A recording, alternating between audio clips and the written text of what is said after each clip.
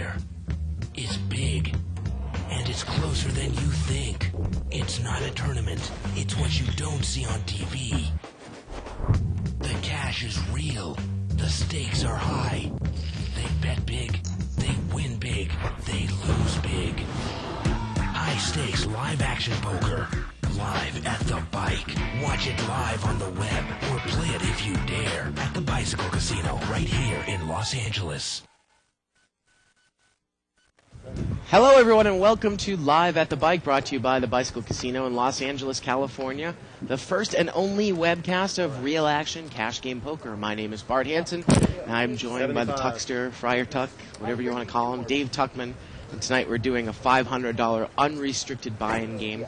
The blinds for this game are 5 and 10. Yeah. And it's a big no-limit game, Dave. Yeah, it's pretty big. How much would you buy in for in a game like this? Oh, 14, 15,000. Ah, okay. Well, without further ado, let's get to it. Let's do that. And we will get you the players' names here. Yeah. Dave's going to go around and introduce the table. Why don't we do that? In seat one, we've got Tommy Hufnagel, actually. And there's Tommy on the phone. World Series of Poker winner. Bracelet. Yes, yeah. 1998, he won the Stud High-Low event. And if you checked him out on any of the, if you Googled him, you'd see that he has numerous finishes. He's a local pro. Yep. Seat two, we've got Beth Gaines. There she is, and she doesn't look like she's gaining much there because she's got about $260. Yeah. Seat three, we've got, that's Lance Matsui. Matsui? Lance like Matsui. Like the gorilla? Or Matsui. Like no relation to Hideki. Yeah. Seat four, we've got Havalabas. That's a Hav, and that's known as Midnight. Seat five, we've got Freddie Zargar. There we go. Seat six, we got Brian Lee. Brian Lee's a local professional. Plays an occasional tournament here and there, but makes most of his money in cash games. Cash no-limit games is his thing. Seat seven, we've got Tony Ferrer. And there he is, Tony. Wow. Tony likes to wear a tie, doesn't he? He does. He likes to wear a tie to work. Keeps his professional. Yeah. Him and Mo have the same job, so. Well, there you go. And you can see what Mo's wearing. And seat 8, we've got Mo. And seat 9, we've got Las Vegas, Nathan Neward, or Noward. And I don't think Nathan's been on the show before, Dave. No. This is going to be a treat. That's actually Nathaniel Noward. But either way. Well, if you want to follow a live thread that started on the internet, you can go to 2plus2.com, spelled out. World Poker Tour and other televised events in the forum section. World Poker Tour what? And other televised events. Oh, okay. And we are there live at the Bike official thread for October 27th. October 27th, man. Time is flying. Yeah, we're going to get into our first hand here. It was limped around. Tommy's got pocket threes, and he's going to bet into this flop, and he looks like he has the best hand. And I think he's going to take it down. It'll be really interesting to see Tommy play. Now, Tommy was on the show a little while ago, but it was in a real loose, aggressive game where he really had to wait for the nuts to act. Right. And I'm curious how he'll play against these opponents. Now, Tommy, Hufnagel, if you do like a Hendon mob search or whatever on him, he made it to, I think we were doing this during LA Poker Scene voiceovers this morning, Dave, 16th in the 2004 main event. Like we said, he won a stud high-low event. He's had several high places in split pot events. He's actually wearing his bracelet right now on his right hand. He got it kind of customized, and it says Tommy there, but that is the World Series of Poker bracelet. And we're going to look at our first chip count of the night as we get a setup. So it looks like Hav is covering the table with 3,500. Mo's got about 2,650. And everyone else here, Dave, is, I mean, it's not incredibly deep, but you can tell, obviously, it's a big game. Yeah, I mean, the blinds are only 5'10", so. Now, the other interesting thing about Beth Gaines, Beth's husband is a famous director, producer, really? I believe. And I don't remember her husband's name, but we'll get that to you, that information to you. Well, I just saw 2 Coronas being delivered. Is that to her? I did it. That's right. I got them all. You know. I know. Well, it's either for her or for Tommy. I don't know. Seems like it's a Friday night here always for them there on the Live at the Bike. Yeah, without a doubt. Wow. Friday night for Bart. Double fist night. So again, it's 10 to call. The yellow chips are $5 chips. The purples are 25s, and the whites are $100 chips. Now Lance is going to raise here to $50. He's got Jack 9 of hearts. I can always give up. The button calls with Ace Jack. That's Freddie. And pocket sevens in there for Nathaniel. And look at this, a set of sevens. Lance picks up a flush draw, and Bruce has top pair. Well, and that's a really good flop for Lance. Lance also has a gut shot straight draw here. And God, he's got a gut shot straight flush. and look at this, he bets right into his set. He bets 50. Kind of a weak bet. And look, Lance, he's going to call, and now Bruce is going to raise it up to 250 with Ace Jack. Wow. So now Nate has him right where he wants him now. And I don't know if Lance can get away from this hand with Jack 9 of hearts. I don't know if you want to get away from this hand. He just calls with the set. Does not re-raise. And a call there, too. 800 to the turn now, huh? Yeah. Well, it's actually more like a $900 pot, and there's the flush. 900 in the pot. Deuce of hearts comes on the turn. I'm all in. And look at this. It gets checked to the button. Bruce moves all in with the third best hand. Oh, and he's drawing dead. He moves in for 370. The pot now is about 1,300. Now, this is one of those things that he only put in for how much? 370. Now, 370 for Nathaniel, you got to go, okay, if somebody has a flush, Yeah. I still have outs. Well, Nathaniel has to deal with Lance behind him as well. Right. Now, he might not necessarily put him on a flush, but Lance is going for the check raise here. And look at this. Nathaniel mucks the set. He mucks the set. Wow. He played it really passive. When he bet out, then just called the raise. Yeah. And then just checked and folded. What a hand for the first hand here. I don't know what Lance is thinking about. I mean, you got 1,100 in the pot. It's only 350. He's got a flush. And he makes the call. And Bruce is drawing dead. Wow, and the river is a 10. Now, straight flush. And he makes a straight flush on the river. Unbelievable. Yeah, straight flush is probably good, huh? That's what I call. And Lance takes down about what? About 1,700, 16 to 1,700. Now, interesting play. I don't mind the laydown by Nathan there, seat 9. I don't mind him laying down a set thinking one of my opponents has made a flush. But Yeah. he played it so passive. I mean, the flop is ace 7-8. You bet 50, Yep. which I like the bet. Then you get a call, and then you get the raise because you're betting into the ace. But then you really get a re-raise there, Why right? wouldn't you? I mean, that's why you bet 50, because you're almost, it's a bite. It's almost like throwing a line out in the water. You want somebody to raise, somebody to bite Right. there. Now, with it the turns ace. out Lance's hand, seat 3, Lance's hand was strong enough he might have called a re-raise anyway. Yeah. But you've got to get that flush draw out. Absolutely. I mean, if it's just a blank flush draw, Yeah. 75. Maybe he was just going to wait for a safe card on the turn and then Yeah. move in. Sunday night from 6 to 8. You know, figure if a heart comes out, I'm just going to get rid of it right now. Ace, king, diamond. Now, Brian And, is going to raise it up to Jack, 75 diamonds, queen of on the hearts. button. 4-6 off. Yeah, Brian likes to play his position.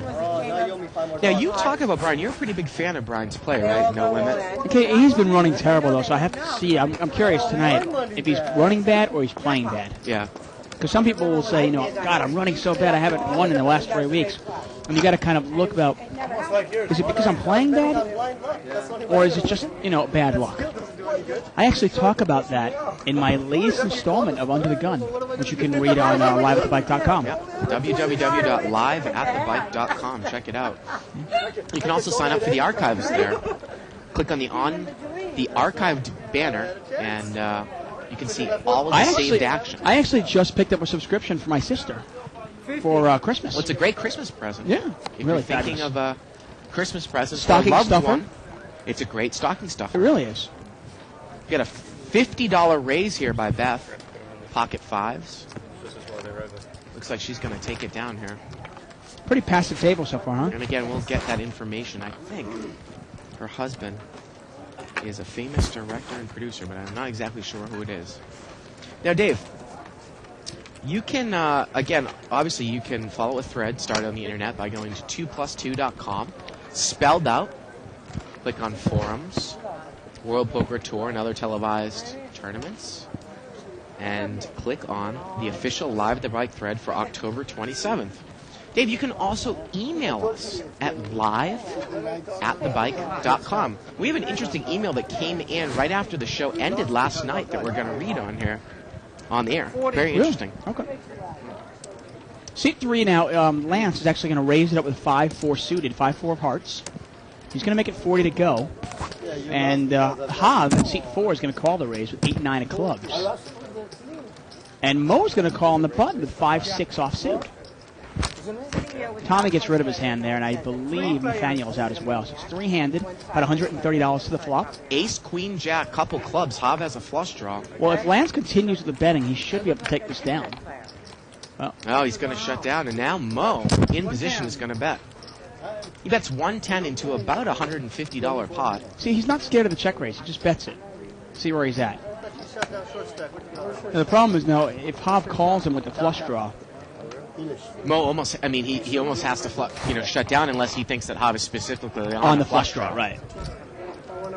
Because there's nothing Mo can beat right now unless he's going to try to bet him off in the hand. Now, he bet 110 into about a $120 pot, so.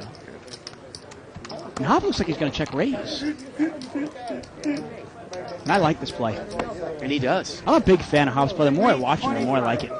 He made it 325 straight there, Dave. Well, sometimes I remember when we first saw Hav on the show, he'd play it a little bit passively and just call in these spots, but this is much better play. Yeah, I got to be honest, the more I watch his play, the more I like it. A lot of players would just call here, right. And then when the turn comes out of But spades... look at this, Mo says re-raise. Mo's going to pop it up again. 325. Let's see how much he's going to re-raise here. And this is vintage Mo. This is vintage Mo. It's like almost like Mo playing against Jonas in the old school. He's going to make it 600 more, and quickly, Dave, the pot is escalated up to, I want to say, $1,500. 600 for... yeah, Hav's got a gut shot also, but he can't really... And look at this, Hav's going to come over the top for a semi-bluff all in, and that takes the play out of it. Mo can't call. He can't call. Oh, wow, this is like old school. This is Old like school live at the bike, This is great. And you know what it is? This is Mo playing against Hav. Right. Mo wouldn't make this move against anybody else, really. But he knows Hav is a good enough player to lay down a good hand. And Mo folds, and Hav folds. Well, Hav took it in. Well, and Hav, Right. Hav takes it down there. And, Wow. Wow. It's not gonna come. That's some poker for you, huh? Absolutely. Stick that in your pipe and smoke it. Wow. Man. I mean, great check raise. And then what a re-raise by Mo. And you wonder if Hav's got a read on him or something. Well, I mean, you wonder if... I mean, Mo had a read on Hav, but the thing is that once Hav makes that move over the top, it takes all the play out of the game. That's it. Well, Mo can't call with 6 high, right? Man. Most of the time if I bet, I win because nobody bets. So we're getting word that Beth's husband Yeah. was a director of some movie in Hollywood. Oh, okay. Possibly. I think he actually directed House of Wax. Really? Yeah, Wow. the Paris Hilton movie. House of Wax. There you go. I mean, I heard it was a Paris Hilton movie. It was either the House of Wax or that other Paris Hilton video. Everybody check the flop here. The turn is a deuce.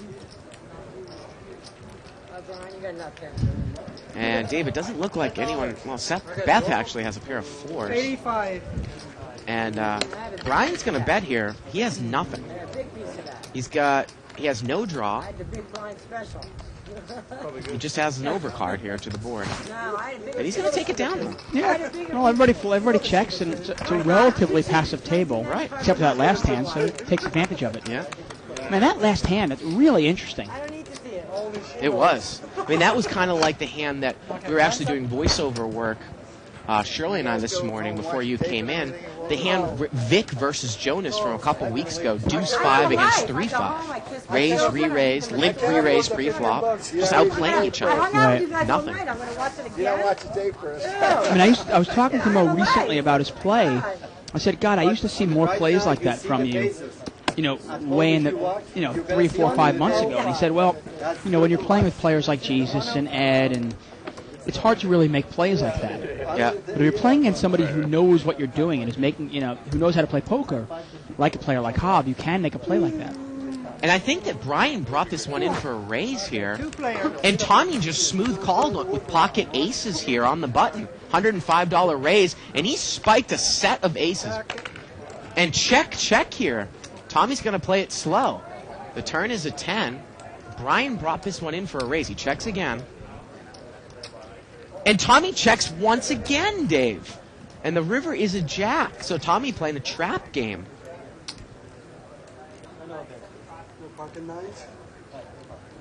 And now Brian checks. The problem is, Brian is a pretty aggressive player, but he picks his spot. And look at this, Brian just gets away from it. And look at that, Tommy shows the aces. And look at Brian. Brian knows it. Brian smelled it the whole way. Look at him laughing. I give you a lot of chance. Brian's not going to give Tommy action. Yeah. Well, Tommy did, try to let him. I mean, if he spiked to 5, he might have had all of. Yeah, all he of spikes to Brian's 5. money. Even if he spikes to 9, he catches 2 pair. Yeah. King Queen, I called it. I would have had a straight. Yeah. You would have one of these chips. Not my chips. So the button here moves over to seat number 2. I'm a monster. I checked it twice, let you make a straight. I'm going to Looks like King Queen here for seat 4. Now, Freddie Zargar is actually rebought for another $500 after going broke with that ace jack. Oh, man. You called the 1 of 5. Beth has got pocket 6s. She limps in. And it looks like Hobbs got King Queen in the blind, and he's just going to check it there, Dave. Yeah, he thinks about it, but 7 players. decides just take a flop. So $70 pot. Here we go. Well, he's got the best hand now. Ace Queen 6. Well, actually, Beth's flopped a set of Look at that set of 6s there for Beth. And Mo is going to bet here with second pair. He bets 50. Let's see how Beth plays her set. And nobody has an ace here. So. Yeah. I'm all in. And she's just going to move all in. Looks like she's kind of short. I don't mind that play. I mean, she's going to move all in for maybe 250 there, Dave. The pot's 120. I mean, what are you going to do? Just if you're going to raise, it's just. I mean, you're in that like no man's land zone with your stack size. Yeah, know? it's not a bad move anyway. Just because if you put if you put somebody on an ace, right. maybe they'll call you. Yeah. Turns out here, Mo's only got second pair. And Mo is not going to call. And Beth takes it down there. Yeah, again, I mean, when you're dealing with a stack size that your raise size would be only maybe anywhere not more than double the size of the pot. I mean, are you going to get tricky with it and just raise the pot and only be left with that pot size bet Well, left? yeah, she's only got really two plays. Is pretty much the smooth call. Yeah. And wait on the turn to make a move. Right. Or The all-in. or the all in. Because she doesn't. Either way, either way you can Plays do that. every hand. You have to believe that sometime. They got hit once in a while, right? Yeah, I mean, right? I know you have an ace. Please. I mean, every single hand. You've got to have a thing, right? Hit something eventually. You get round So again, Dave, you can email us at live@thebike.com. Questions, comments, suggestions. want to chop every time, so I'll let you. We do read them. We do read them. Without a doubt. And I don't know if the people realize that the emails that go to Live at the Bike, I think that these guys are going to chop. Well, now they're going to play. And look at this. All Brian has is deuce 3. And he shows him a limp and a raise with deuce 3. Well, I guess it wasn't established that they were going to chop it before the hand, Dave. Well, I actually was playing the 3 to 5 game yesterday. Yeah, And a guy got mad at me because I wouldn't chop. yeah. And there were people at the table that were trying to say, no, the guy never chops. He's not just taking it. And the guy took it so personally. What, you want to play against me? You think I stink? I was like, Well, Dave, let me get into this email a little bit. This is from Lauren Koss last night. Are you hiring for commentators? I have experience in broadcasting, but feel your current crew brings zero enthusiasm and little, if no, knowledge of the game's intricacies, like reasons for check raising, odds, pot sizes, etc. I think you could use some knowledgeable and enthusiastic commentators and would love to audition. Well, come on down here, Lauren. Show us. These emails are coming to us, Dave. well, no, they go to our producers as well. Right. I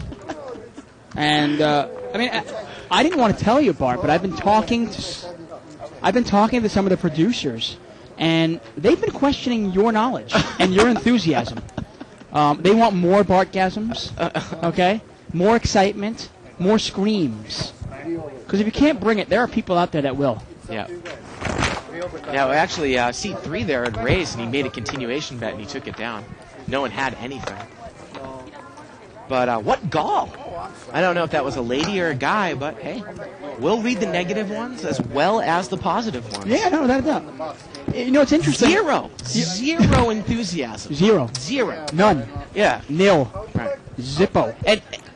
And no knowledge, Dave. No knowledge of pot odds, Set of aces and pot nothing sizes, but that. check raising. check raising, etc. Yeah. A wheel, ace 4 or 5, and I got scared. Did not happen. Well, I picked this game up about 3 or 4 weeks ago. Right. And I'm still working on it, okay? I feel like I'm getting better, though. Button is in seat 6. That's Brian Lee. Flop is Jack, Deuce. Couple of spades. Pot was limped around. Best hand, actually, right now is Nathan with ace, deuce of clubs. But ace 5 of spades there for Brian. He's got the nut flush draw on the button. We got all these new phones and everything. All these numbers are found. And Oh, really? looks They like didn't change it all over, correct? Yeah, they did. But Brian calls. Nate bet out with the ace deuce, and Brian called. The turn's a queen. Nate's going to check. See which one you have? Do you mind if I take a look? And let's see what Brian does here. I think this is a perfect time to bet here, right, Dave? I would imagine so. I mean, And he bets 80. find out really quick if Nathan's got anything. Yeah, Nate folds. Jack? I use Verizon. how do you like it? You know, it's not bad. I just got it. You know. But I like the call on the flop by Brian. No need to raise that. Let's see if the guy actually, if he follows through with it. But some of the phones I don't And Brian, So I was thinking about switching to singular because they have, a bunch of really nice Brian's really getting involved in some pots here, Dave. sorry. Now, the one thing that would be interesting, I was asking you before the show. Now, if we were to hire somebody like Lauren to come in and bring her expertise and Him or her, we don't him know. or her We can't figure expertise it out, and yeah. enthusiasm. Since we all obviously don't know what we're doing, I'm just curious, who would she work with or he work with? How long have you had that one? Or I mean, might they bring in their own crew? Yana. There you go. Bring Yana back. Where's Yana? I love Singular. I just got it. She's with Terry. It's like Save the Whales. Where's Yana? Get her back. Get a raise out of Brian there. King Queen. He's in seat 6.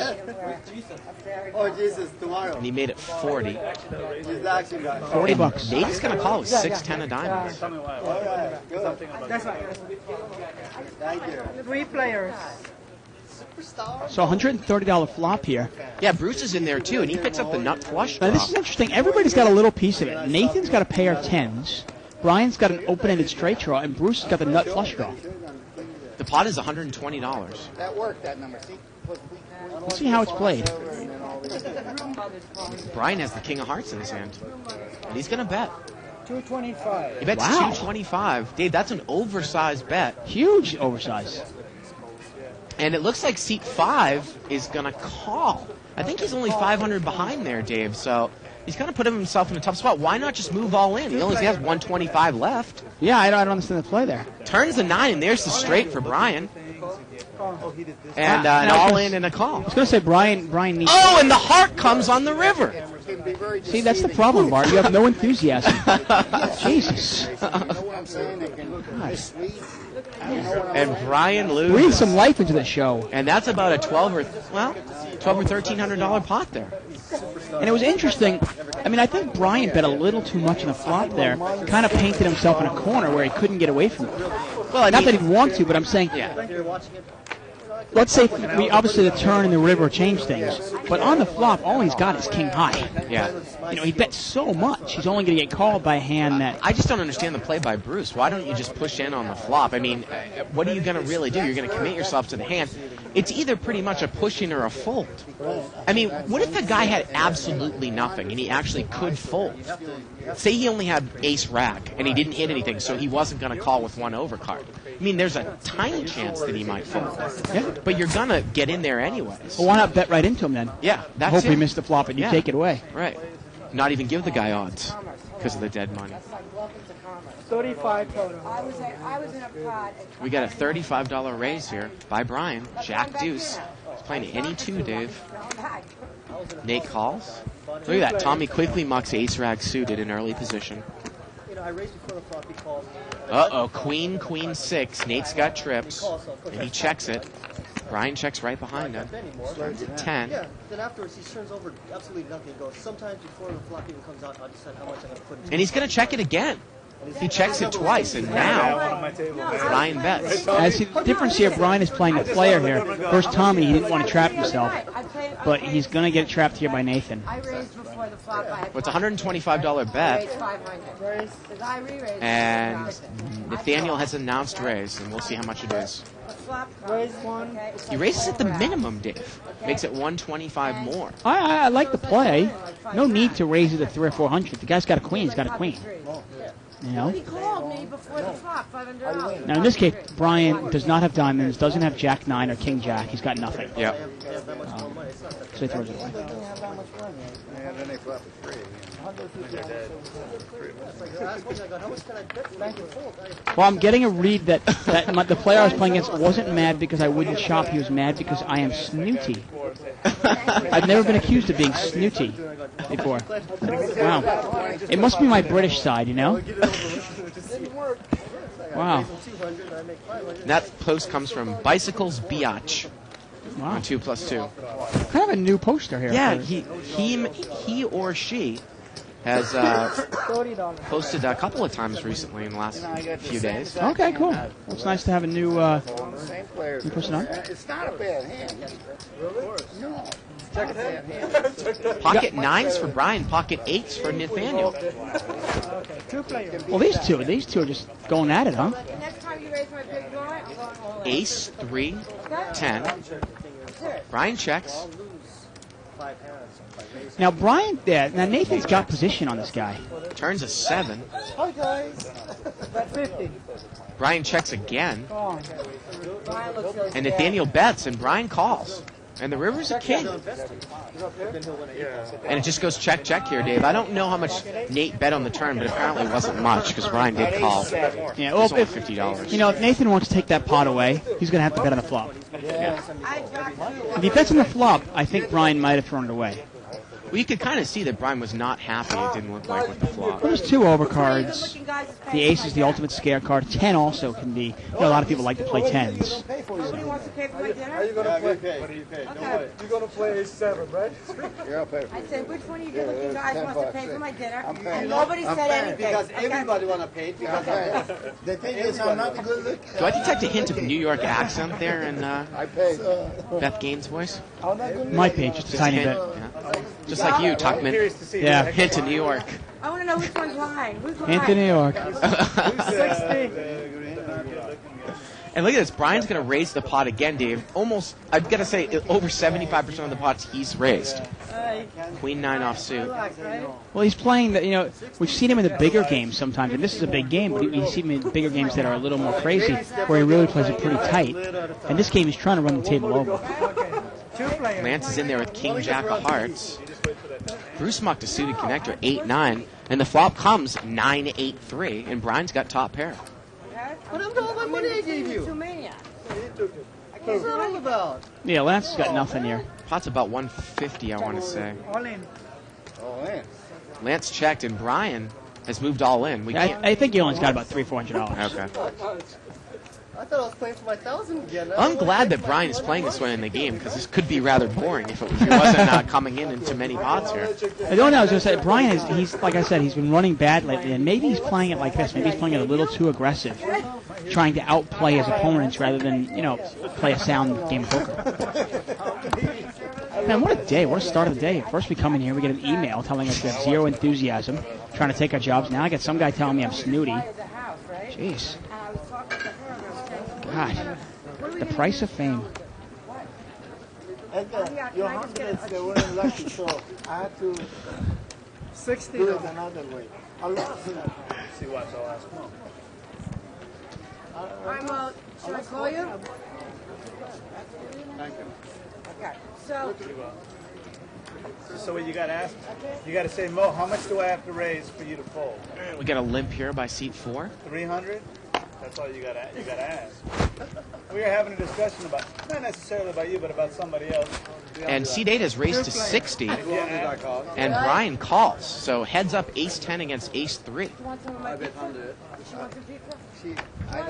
Brian checks, Mo bets. 100. No, I don't want any pizza. And Brian just has ace rag there, Dave. Excuse me, Hob was in the blind. There wasn't any limpers. Mo brought it in for a raise, and Brian called. Look at Brian limping from early position with ace-3 and then calling Mo's raise.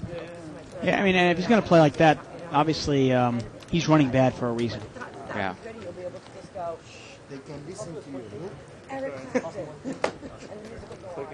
And I know we were having a conversation off of the air before a couple weeks ago. Is this the gentleman that you were talking to me about that you think that would play better no limit short-handed than you, or are we thinking about somebody else? Brian, I'll put it this way. When I was playing, I played with Brian one night well into the wee morning hours, four-handed, him and a couple other players, and he wasn't the reason that I stayed, because I think he's a pretty solid player, generally speaking. I don't think he's playing very well tonight, though. But that night, and from what I'd seen earlier, I thought he was a pretty solid player. Now, that night, there were a couple other players that were pretty weak, which is why I stuck around. But that is the Brian, yeah. Well, I just haven't been that impressed so far. No, me neither, to be honest with you. I mean, I know he's done well this year, but he told me privately, he said, I've been running terribly because I've been getting so many bad beats. And usually when somebody says that, they're getting bad beats and they're contributing to it somehow. They're playing bad. Tony Betts here with the ace, and he's going to take it down. Tony's like a Dr. Beebe. I mean, you could pretty much put Dr. Beebe in that seat, and it would be the same thing tonight. Yeah, I think Dr. Beebe, I wonder if Dr. Beebe makes bigger laydowns than Tony does. Oh, you think Tony might have a little trouble getting away from big hands? I think so. Yeah. Does anyone want some of my pizza, please? I can't What is it? I might have a piece. Pocket kings there for Lance. What is the pizza anyway? C3. We've only seen him play one hand all A day. couple of red cowboys, huh? It's going to be interesting now that Brian's away from the table for a second to see if this table opens up. But look at this, Beth has got pocket fives and looks like she's going to raise. She's in the cutoff seat. Checkers. Pizza. 50. Where? She makes it 50. She makes it awful. Big raise there, though. Five times the big blind. And pocket kings is just going to smooth call. Well, if you've got a couple of tight players behind you there, Dave, maybe you want to play the trap. And look at that Hob with ace deuce of spades on the button. Doesn't call. Yeah. There you go. Flop comes ace, queen, 8. Well. And it would have been good, but he wouldn't have known it, though. But to be honest, and I think that Beth has checked here. 75. And Lance is going to bet 75. Oh, yeah. Well, Beth is going to fold. That's a little bit weak tight there, Dave. Well, what's the point of raising with fives? Yeah. If you're not going to follow through with it. I would have wanted to see what Lance would have done there with the kings. Heads up. Well, if she follows through and bets $75 or $100, I don't know if Lance can call. Right, depends on how tight he is, how he reads her. I mean, the way she played it like she had, tens, jacks, something like that, or lower, just like fives. Again, I always bring this comment up in the show when there's ever ladies on the show, and I don't mean to make a gross stereotype, but usually they tend to... I don't want to make a generalization, exactly. But generally... No, they usually tend to run a little bit weak tight. I mean, we've seen it time and time and again. Yeah. Very, very tight, but sometimes will easily be... Go ahead and say it. You've never seen a good woman poker player. Is that what you're trying to say about it? No, that's not what I'm trying to say. King 5-6 here. Bruce has got a flush draw on seat 5. Well, Mo has got the same flush draw plus an open-ended straight draw. Yes. And it gets checked around. Oh, and the turn's a 5, and Mo's picked up an open-ended straight flush draw, but Bruce has a higher flush. Yeah, right now, he's behind, though. 175. And Mo bets 175. And we saw Bruce. Bruce didn't get away from ace-jack before. I don't think there's anywhere. He's not going anywhere here. Even with the board pairing. Well, the question is, can Mo get away from the hand error? I mean, these guys, I don't think he's that deep in seat 5. So yeah, you wonder. I mean, what can Mo lose to? A higher flush? And here we go. Bruce is going to move all in here. And Mo does have 2 cards to the absolute nuts. So he's going to bring in the 175, and it looks like it might be another 800 to 900 more, Dave, I want to say. I mean, even if Bruce has a full house, Mo still has 2 outs. I want to say the pot is about 1,400, and it's about 900 to call. Excuse me, it's about 700 to call, so it's a little bit less than that. Now, this went checked around. So what do you put, if you're Mo, if you're Mo, what do you put Bruce on? Yeah. You know, I mean, nobody bet the flops. You go, okay, he doesn't have a king, does he? You know? Do you think maybe he just got a 5? And now he has a third 5 and he thinks it's the nuts? Well, again, the pot odds, Dave, about a $1,200 pot, and now I'm getting worried about 610 exactly to call. So he's getting 2 to 1 on his money. Yeah. Now, it's not just a question of, obviously, I don't think he's going to call. If Bruce were to turn his hand over, I don't think Mo calls, obviously. No. With only 2 outs. No. But is there a way Bruce makes this move with, say, ace-5? Well, it got checked around on the flop. And it's actually Freddie in seat 5, Dave. We keep calling him Bruce, but it's up there. I don't... And Mo lays down. Wow. Wow, unbelievable. Mo lays it down. Well, Freddie there, Bruce, Freddie, Zargar, whatever you want to call him, I think he actually kind of told Mo that he had a flush. Oh, okay. And Mo believed him. Wow, that's a big laydown by Mo. I mean, it would have been very easy to put the guy on like ace-5 with maybe the ace of spades.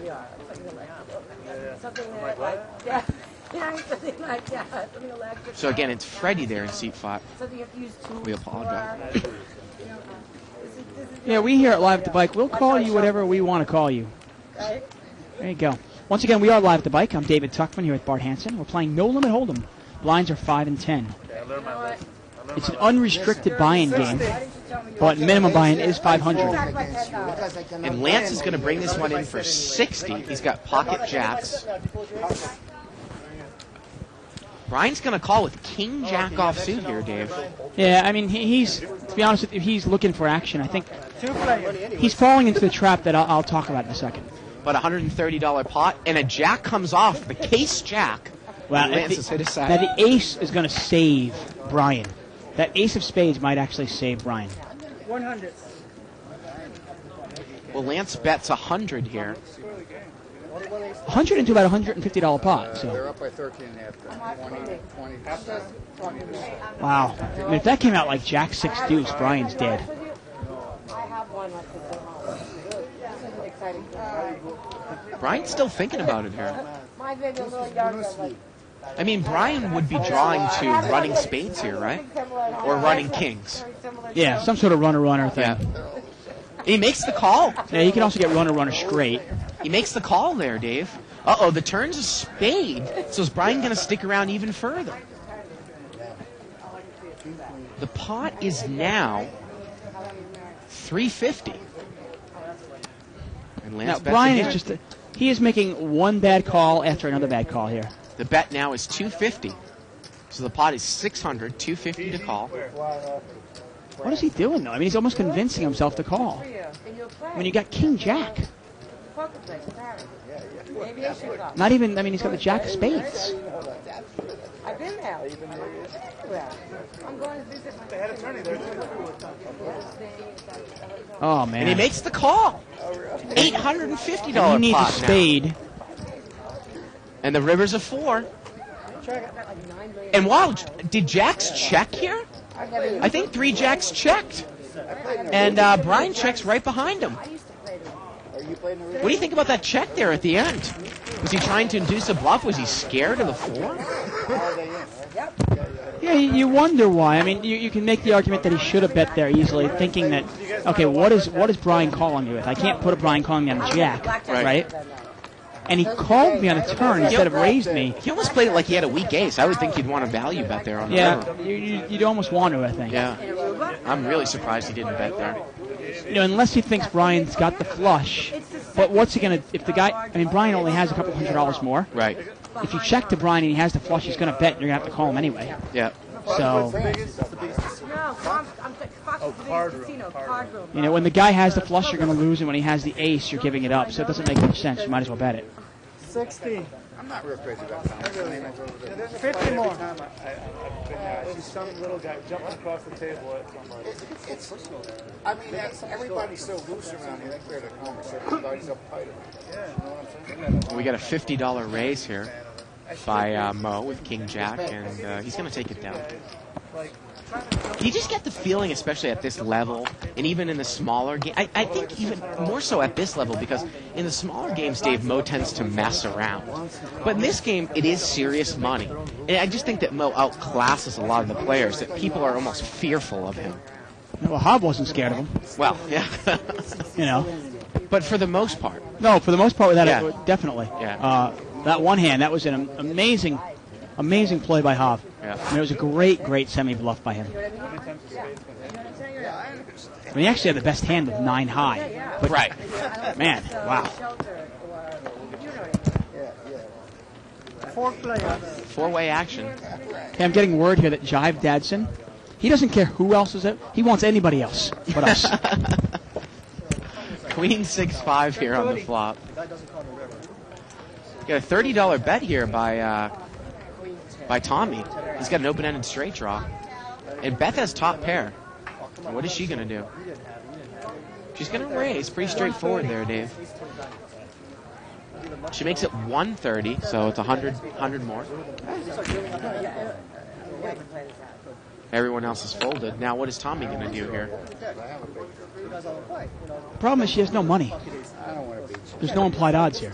Right. And he's going to correctly lay I it mean, down. and even if he pushed over the top, I think that almost she might be forced to call by the fact that he could be doing that with some sort of draw. Well, half her money's in the pot already. Right. She Or only like got a like week or 280. Yep. You know, if that's some loose player who has trouble getting away from hands, he calls if the guy has $2,000 or $3,000. Yeah. And actually, Jive Dad's on 2+2. The actual post, which I still think was kind of funny, was just out of curiosity, did Lauren happen to say anything about whether she would let us hear the players if she commentated? God, I love that guy.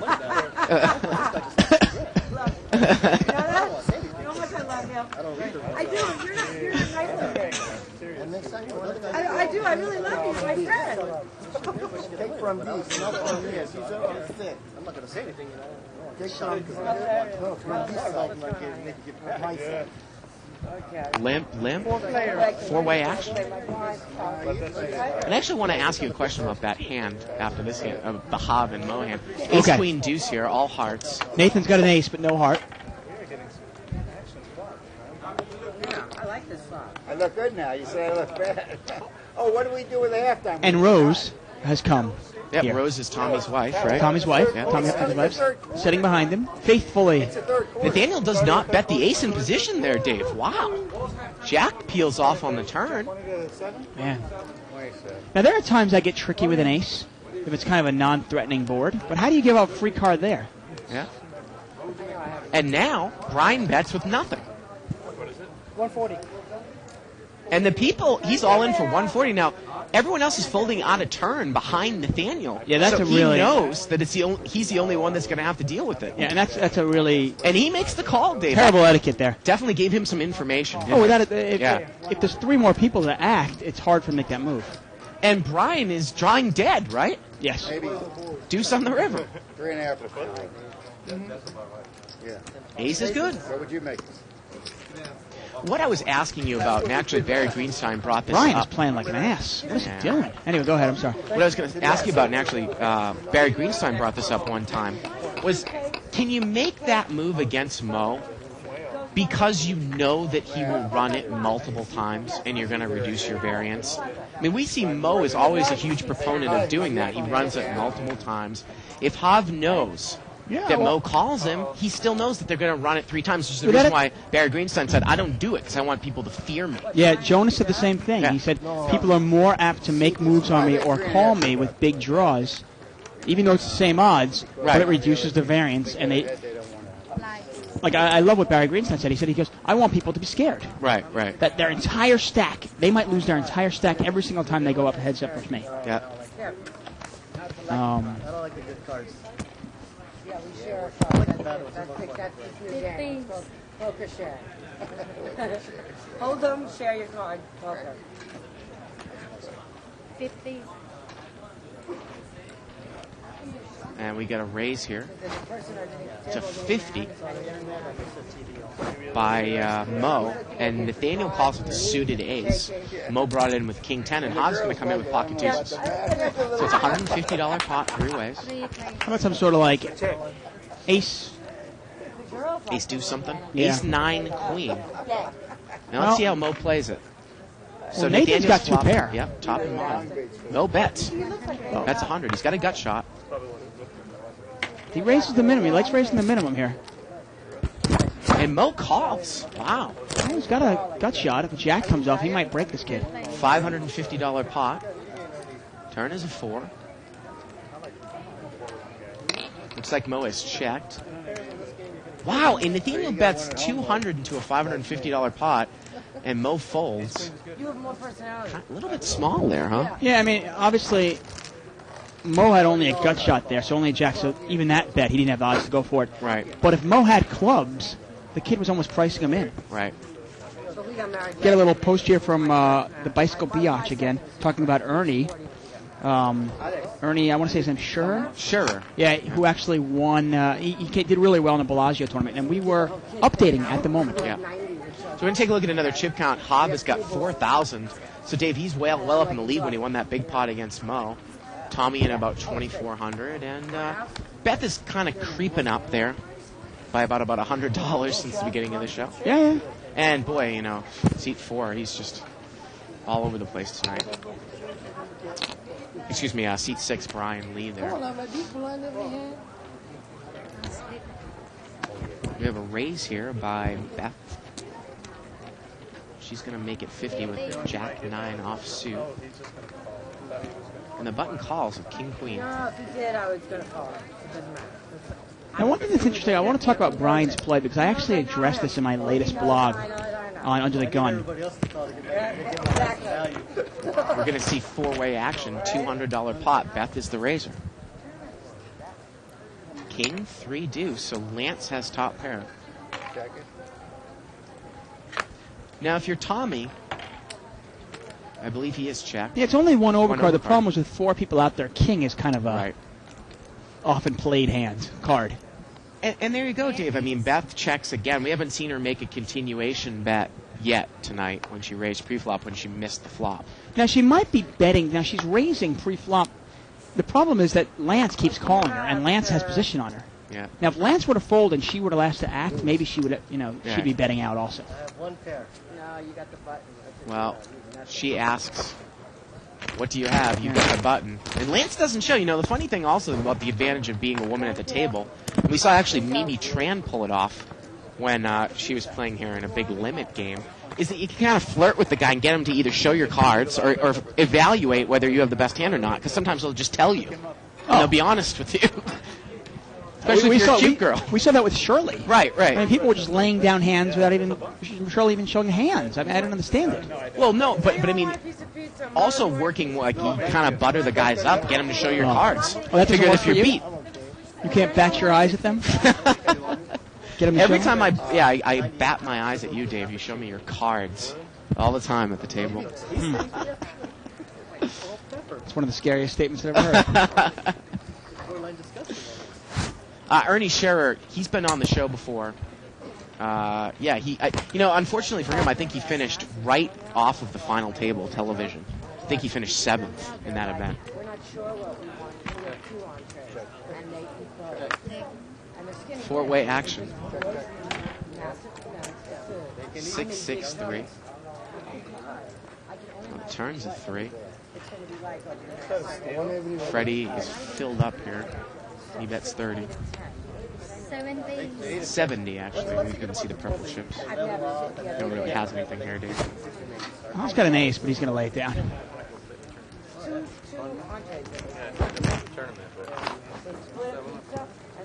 You got 20 minutes. 8 and 11, I think. And nothing's going to No, happen. anyway, so back to that point when I was talking about Brian. A lot of times, a normally pretty solid poker player will go on a bad streak and lose a couple of days. And then they'll start, their confidence will wane a little bit. And then what happens is, I've done it myself. I'm sure a lot of you guys have done it. What happens is we try to get it all back in one day. We go, oh man, I lost 800, and then I lost 500, and then I lost 600. And you go, okay, well, I got to make it all back. So you start playing more hands. You start trying to get more action. Oh, pocket aces And here. then in the end, you screw yourself. Pocket aces here for Lance, and pocket 10s for Hav. $50 raise and Hob smooth calls. So a raise and a smooth call. If we see a raggy board, here we go. Ooh, ace jack deuce. Well, that's going to get Hob out of a lot of trouble that he might have fallen into here. Yeah, that's actually a bad flop for Lance in his hands. Check, check. Turn is a 7. Beth, B-E-T-H. Can you hear me? And now Lance is going to bet. 75. He bet 75, Dave. He's really trying to lay a trap. Yeah, I mean, he's playing it like he either has 3 aces or he's got like pocket queens. Or even something like pocket 8s or pocket 9s. Yeah, I mean, You know? he's That girl. playing it like he either loves the flop or he absolutely hates it. I mean, Couldn't say that there's you no guys middle watch ground here. TV. But I have a good Halloween story. I think none of you watch TV. You all poker. it's oftentimes why a trap And look works. at this. Hob says he thinks his hand is good. Yeah, it's oftentimes why a trap works is because sometimes slow playing a big, really strong hand looks weak, you know? Dressing up for CSI. You got a briefcase and a vest that says crime investigating thing here. Well, the other thing, too, and he shows the 10s. The other thing, too, and Lance shows the aces. You have to look at, if you look at that board, is I'm racing with 2 aces, and a guy has just smooth called me. Now, chances are he probably doesn't have an ace if one comes on the board, right? Because that would be the case ace. So he's probably smooth called with something like, pocket 10s, pocket 9s, maybe some other pair, maybe king, queen. It's But really you get where I'm going here. It's really difficult to slow play your hand and get in the action. Right. Because you're basically Yeah. hoping the other guy hits a 10. And if the guy has king, queen, and the 10 comes off, Right. well, you're in a lot of trouble. Right. I'm first to act here. Anyway, I'm going to finish my point here. When we go on a losing streak and we start to lose some money, we tend to, I'm wondering if you do this too, Bart, where we almost try to get it back in one session.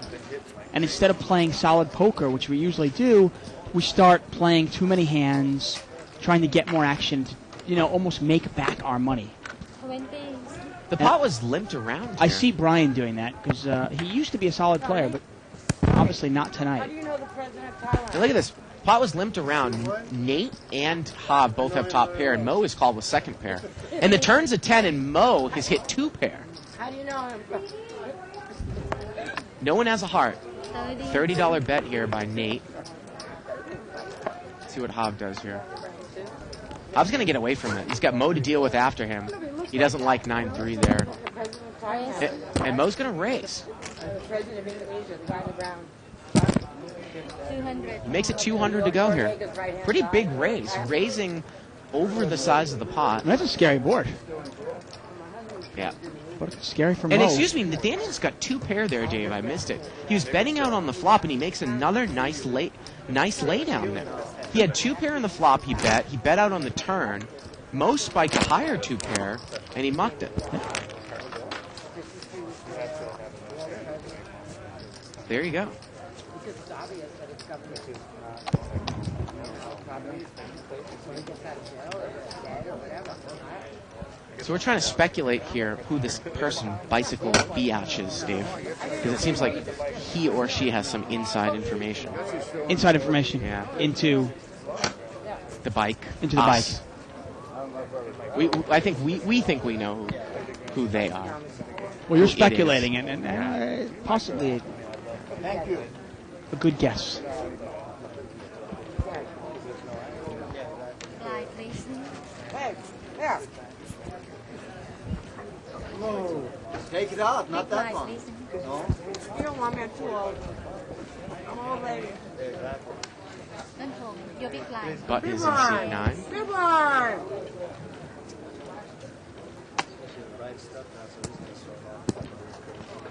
Limp. 30s. Seat 4 here. Hob is going to raise to 30. He's got Queen 9 of clubs. People they don't see what they have. Now Beth has Ace 10 of hearts, It's beer. It's just beer. and she's in one of the blinds.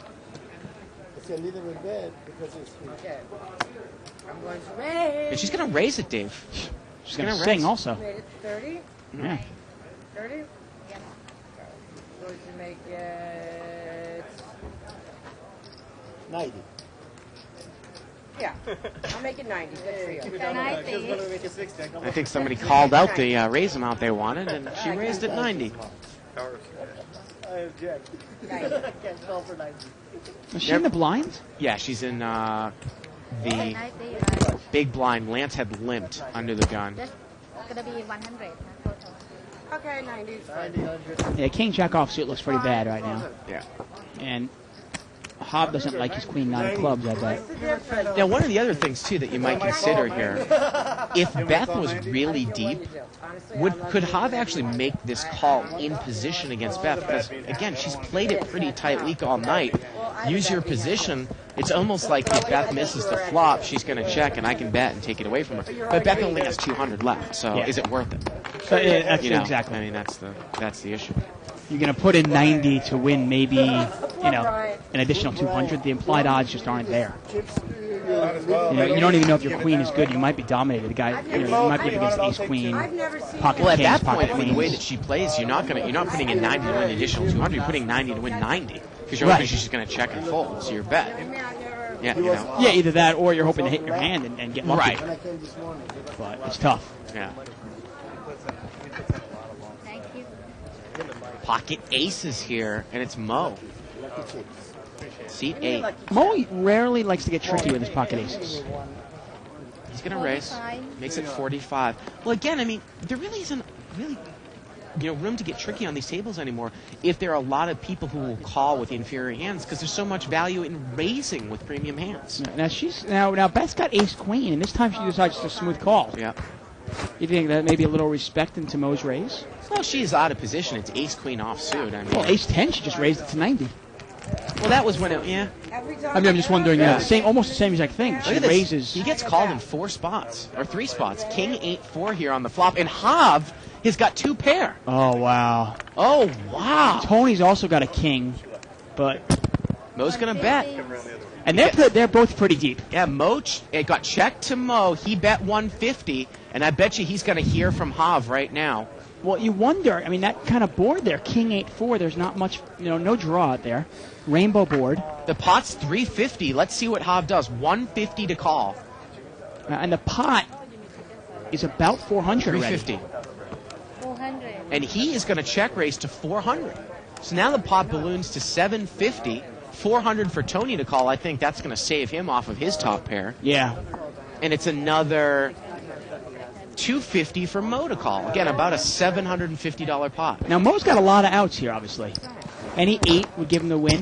Any ace, obviously, would give him the win. And if the turn card comes a blank, compare the turn on the river as well. Well, I mean, if Mo moves all in, you got to think Hav's going to call. No, I have a hand, you have a hand too. Sorry, Mo. I know. Well, the pot, like I said, it's about 750. It's 250 for Mo to call. And Mo has rebought there. Mo's got over $3,000 there. Yeah. And Hav has him covered. And Mo makes the call. So the pot is now $1,000. Heads up here. The turn's a 10. No help for Mo, but he does pick up inherent outs here. Yeah, but He can pair Hav's the now 10. picked up a flush draw. Yeah, look at that. 2 pair and a flush draw. So if $1,000 pot. the ace of hearts is obviously not an out anymore. One less out. Mo's only got I want to say 9 outs. 3 10s, 3 8s. No, I'm sorry, only 7 outs. 3 10s, 3 8s, and 1 ace. And that's it. 7 outs to the river. Now, obviously, the 8 and the 10 on board are hearts, so that doesn't Right. come into play. And he's going to bet. He bets the pot. He bets 1,000 here. Nice strong bet. And Mo is going to quickly call. And So- Mo needs 7 outs. That's it. Dave, we've got a $3,000 pot here going to the river, and the river's a deuce. No help. Oh, that's a lovely card. If you're Hav there, you put a nice value bet in here. Well, Dave, the pot's 3,000. He probably has about 1,000 in front of him. Do you move all in here? That's a value bet. Well, you're thinking- $1,000 into a 3,000. He checked it. He checked the river. And now does Mo think he's good here? He's going to bet. 500. He bets 500. I call. I have 2 pairs. And Hav calls. I don't understand the bet by Mo. I mean, unless he puts Hav on just a big king, ace king, king queen. So a $500 bet there and a $500 call, and that is a $4,000 pot. I don't understand how Hav doesn't move in on the river. I mean, what else can you think of, Dave? I mean, it's almost like I said, you want to put a value bet in there. You've got 1,000 left. There's 3,000 in the pot. What can he lose to? He can lose to King 10. He can lose to King 8. Don't you think you would have heard from Mo if he had King 10 or King 8? I mean, Mo was calling the entire way. It was almost like he was not comfortable with his hand. Right. The deuce of spades certainly didn't change anything. Right. I mean, it seemed like he didn't even like his hand there at the end. Well, I mean, Mo did call a $1,000 bet. You got to go, okay, what does Mo have? You know, at that point, you might put Mo on Ace King. You might put Mo on King Queen. You might put him on Aces. Yeah. But I happen to agree with you, especially with a couple of hearts out there. I don't think Mo is going to get tricky with 2-pair or better. Right. But more so than that, I'm wondering, why does Mo bet 500 on the river? I mean, does he think when Hav shuts down on the river that his aces are actually good?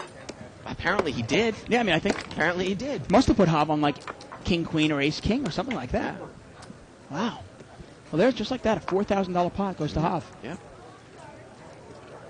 Checked around here. Man, Hav has gotten the best of Mo tonight, huh? Beth has top pair here, but she's checked it around in the flop. See what she does on the turn here. And she's the button. She checked it on the button, Dave? Wow. Yeah. Now she bets. She didn't bet on the flop, on the button. And she bets 50 now. And she's going to take it down.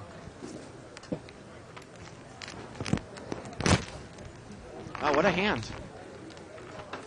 Well, we've had 2 highlight hands tonight, and both of them involved Hav and Mo. Yeah.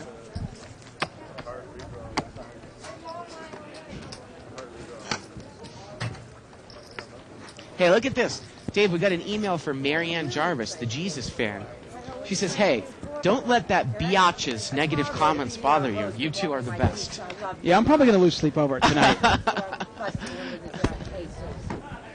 Always going to do one of those deals. I was only calling that 40 so I could steal later. That deal thing? Looks like we got positive email here from Kim Burrows from Boston.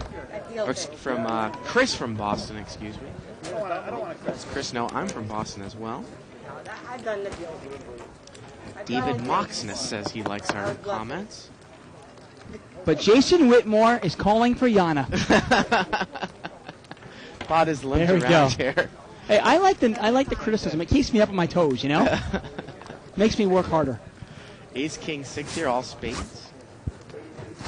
Mo has bet here. Oh, excuse me, see, 9 bet there as a bluff. Wow, total bluff, and he takes it down.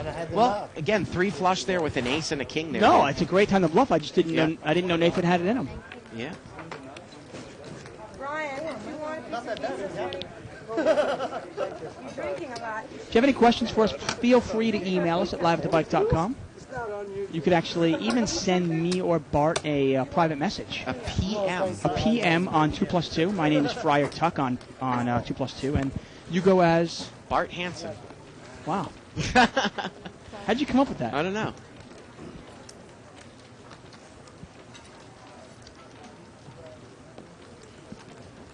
Well, here we go. Button is in seat 4. That's Hav. Midnight.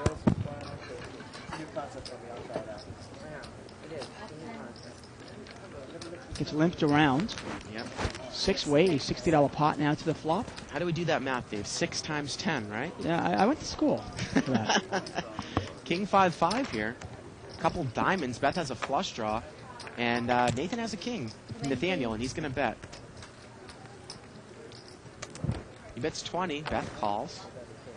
I would really love to see Beth if she's going to call the flop raise here on the turn, regardless of what comes out. Definitely. I mean, there's just no way that Nate can stay in the hand. Come on, Beth. Oh, wow. It might not work now. Not now. Turn to king. Yeah. 30. And Nate bets 30. And now Beth really needs to know that she can't chase here. Why? Well, the board is double paired. Oh, so her flush wouldn't be good? Right. Wow. Learn something new every day. She's going to call, though, Dave, and she's drawing dead. What is she calling for? No, seriously. I mean, I was joking around, but River is an 8. she actually called that bet? Was she putting the guy on ace high or something? I don't know. Nathaniel bets again here. Why not check the river there if you're him? Why, just because you got the stone cold? Well, you don't have the stone cold nuts, but if she's got a king, she's going to call you. You're not going to win any money, right? Yeah. Maybe she pays you off if she has a 5, okay, and she's stubborn. But the likelihood is she's not going to. The only way you're going to make money on that hand, really, is to check it and hope to induce a bluff. Well, you can lose to 2 hands, pocket 5s, and king 8. Right. Yeah. But if you bet and she raises you, you're going to call anyway. You're not going to go anywhere. Right.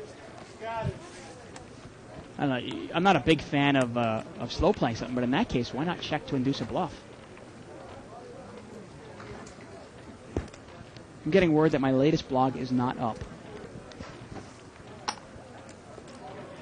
Well, you really have to take our producer out and just flog her, huh? Yeah, well, she really does. I'm not sure exactly what she does. 8-6-7 here. It's amazing. She has so much free time. You'd think that, Right. What else is she doing? Well, nice turn card for Brian there. Brian's going to bet. He's open-ended, and he has a flush draw. Bet 75. Now, Beth has ace-6 here, Dave. And she's going to muck it. And Brian actually came back in, Dave, for 700 more.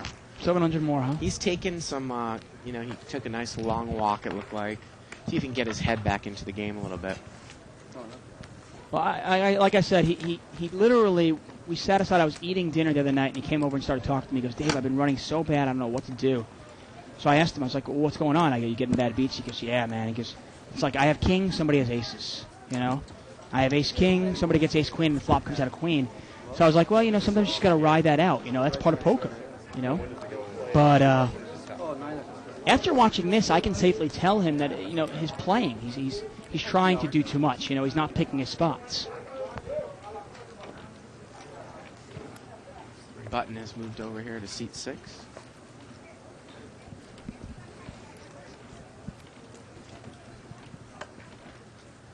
Limp here by Hav, ace-9 of clubs.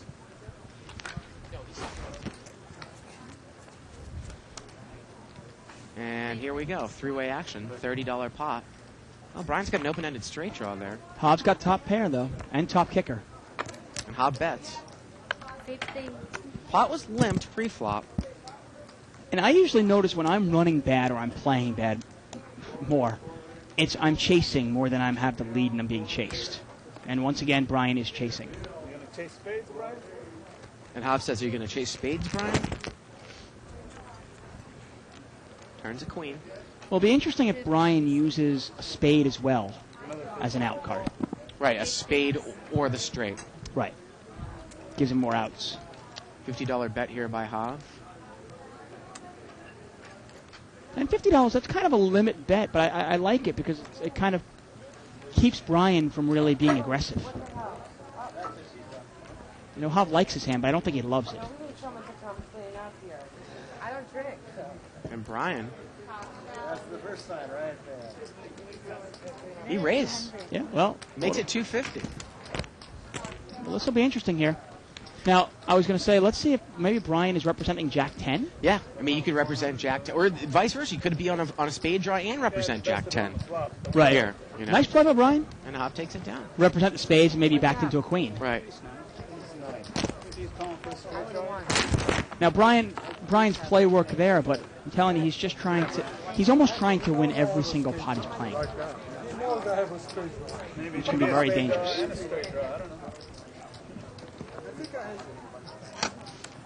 So is that fake fur around her neck, or is that some dead animal?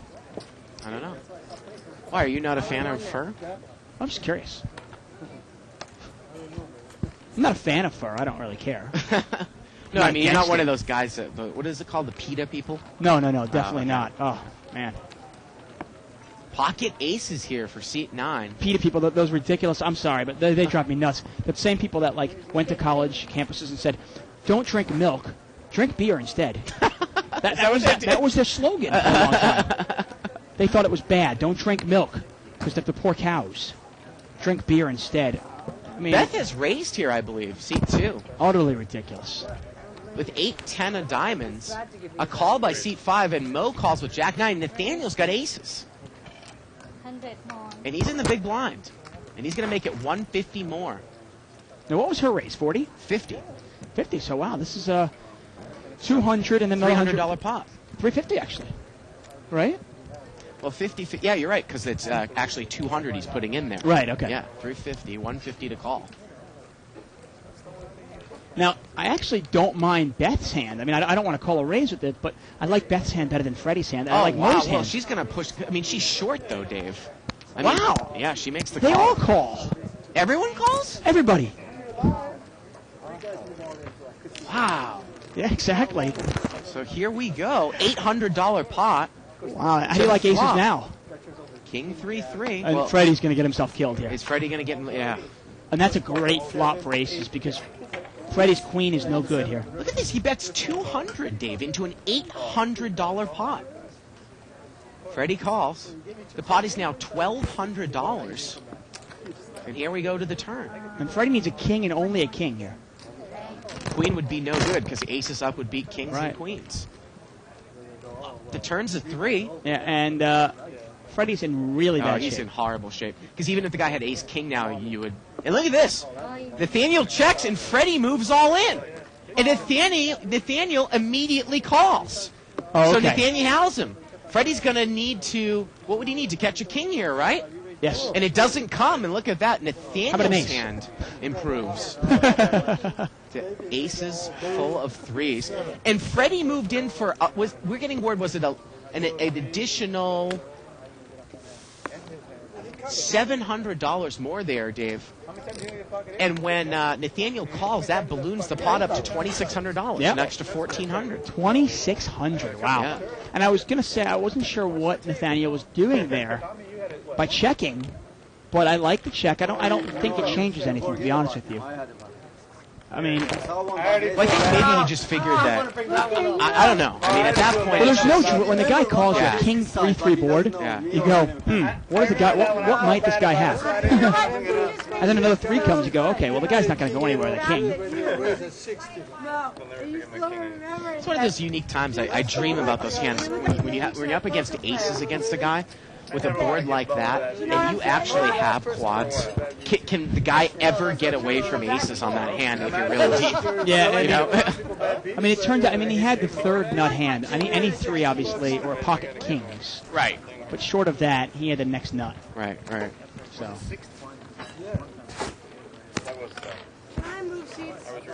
And just like that, Freddie is gone. He loses a quick, I want to say, what about $1,500 total? Yeah. And where Beth is actually going to move to seat 5, take Freddie's spot. This is number. Yeah, thank you. 4 plates.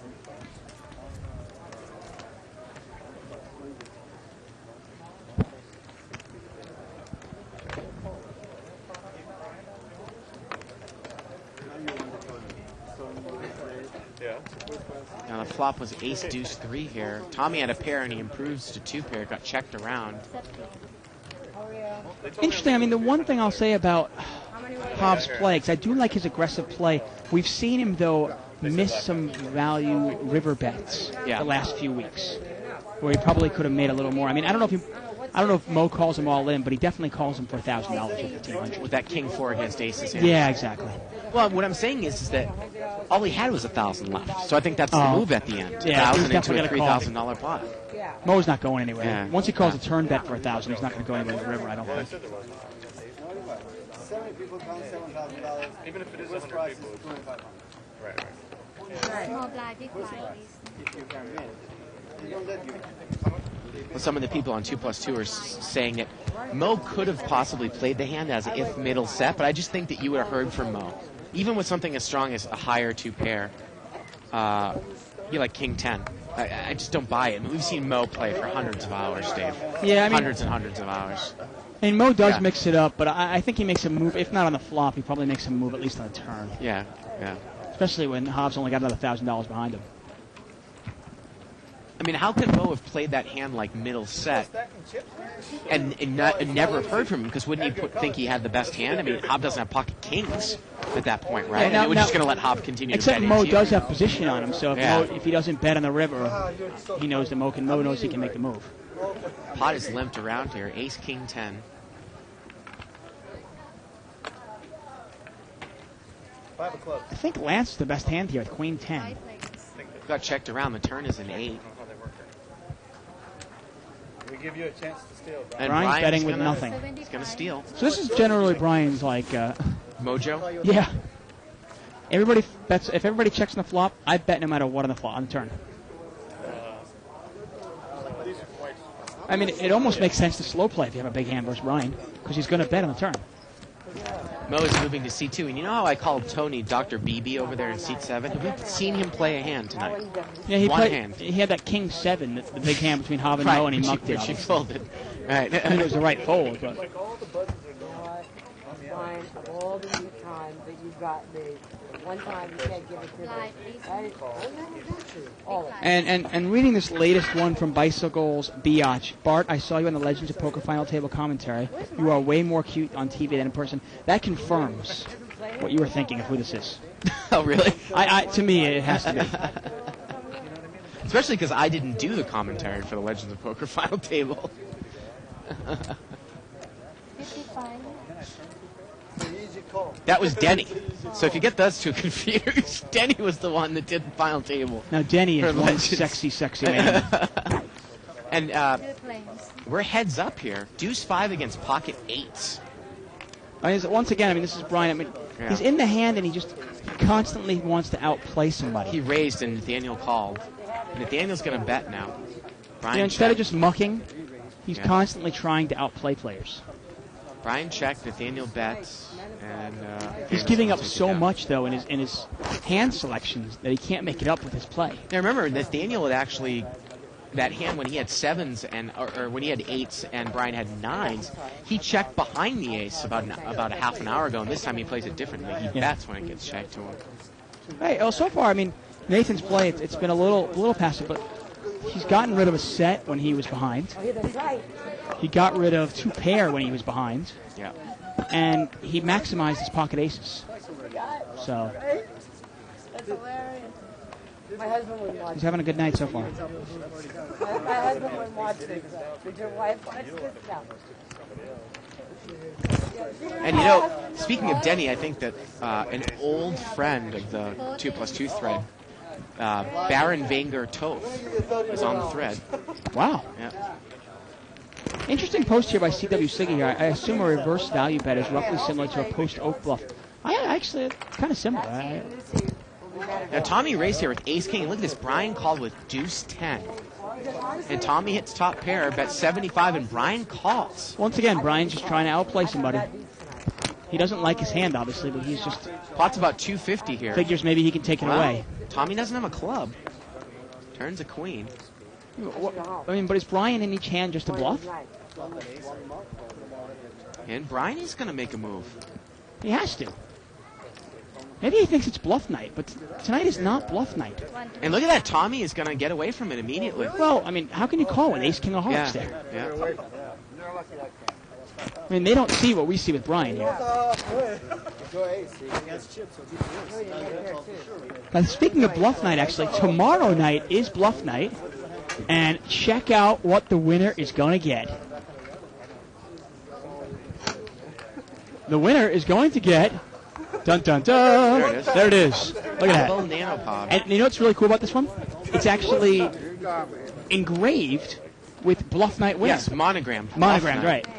Now we got word that it's a little bit small, but it's there. Well, it's a nanopod. It has to be Right, small. Right. It's That's the there. whole point of it. But how cool is that? We give away a nanopod to the big bluffer tomorrow night, Yeah. so the action should be great. Every Friday night the action's great, but tomorrow night especially. Got it there. Wow, this time I have to have a real head. Now, seat one's got ace queen, and he is raised. That's Tommy, or that's Tommy. And he takes it down. I love my hand, too. I really love my hand. Huh? Well, Dave, we also have a post here by M Please Poker on 2+2. He says, who do you guys think is the most financially successful no-limit cash game regular at the bike over the last couple of years? Now, I don't want to bore people that aren't familiar with the players here at the bike, with us speculating on that. As C2 And it's pure speculation. Yeah, I mean, most move over to C2 and he's got pocket aces. Again. It's difficult, obviously, because we see them for a couple hours, and these Right. guys are playing 8-10 hours a day sometimes. Right. He raises. And he's not going to get any, no one calls there, Dave. Well, think of some of the how about we go through some of the best players do you think that has been on And this the is show? over the past, what? Past couple of years. yeah, well, well, it's that's, it's almost impossible for us to actually, Well, it's past couple of well, years. the no-limit games here really have only been spread for, 2.5 years? And the 500 game really started when Live at the Bike started, right? I mean, that was a fairly new game. Yeah, 5-10 yeah. game. No Limit was never a big game. No, yeah, I mean, I've been here for a couple of years now, for about a Yeah. year and a half, say, almost 2 years. And just then, that's exactly when No Limit Hold'em started here. But remember, like, the first, say, Restricted buying 8 or games. 9 months were all small level restricted Oh, it's buying $100 and $200 games, yeah. Right, right. I mean, now the games are insanely big. Yeah. It was in the bathroom behind the door, so I'm not normal. I don't See, just 3 go- I mean, I'll be Yes, honest with here. you, there are a lot less successful players than people think. Right. Most poker players lose. Pocket sixes here. So I'm suing the Lance. bike for Raises. $5 million. And Button I'll have my calls. attorney contact Over the me long by haul, that is. casino tomorrow.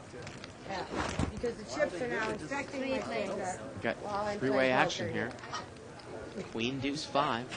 Well, we've seen Brian bluff. Now Brian's got the best hands, so. Lance isn't even going to throw. That's not necessarily a huge... Oh, look at that. Brian checks the flop. In position. So he's... And look, a third club comes out. I was thinking of doing It's a that. bizarre What's play. going on here? I mean, it's almost like he's like craving action, huh?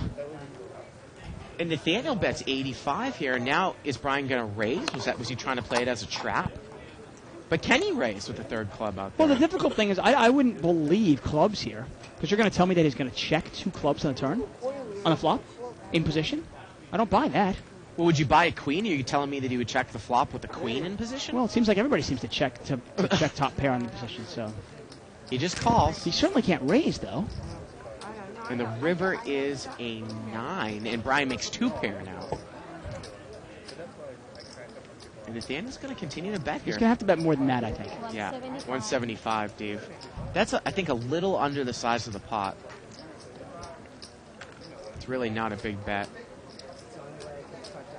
It's almost like a I hope you call me bet, and he's going to get called. Yeah. Look, I'm just shaking his hand like, I got nothing. Oops. Damn. And Brian. Haven't we all been there when we got caught bluffing and you're kind of like, I got nothing? Well, sometimes, though, I'm bluffing. I'll turn over my hand anyways because I want to see what the other guy has. Oh, without it, yeah, you have Yeah. to show your hand. You never know. King High might win. Right. Yeah. Oh, man. New place. The most successful cash game player. Well, what I was going to say is turn that question around. Who do you think is some of the better players that we've seen at the I mean, yeah, I could say the better players. Oh, well, here, let's do another chip count first. Well, Hobb is still way up in the lead with 6,000.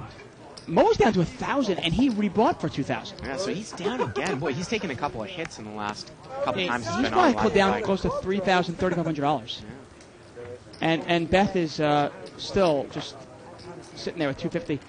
Why even playing the game? I still remember he had a king 8 option. Why not get up? If you only have For our 200, sake, she's an attractive lady. I don't mind no, having she's seen great. five. I don't mind her being in the game, but if you only have $250, go play the 3 to 5 game. Right.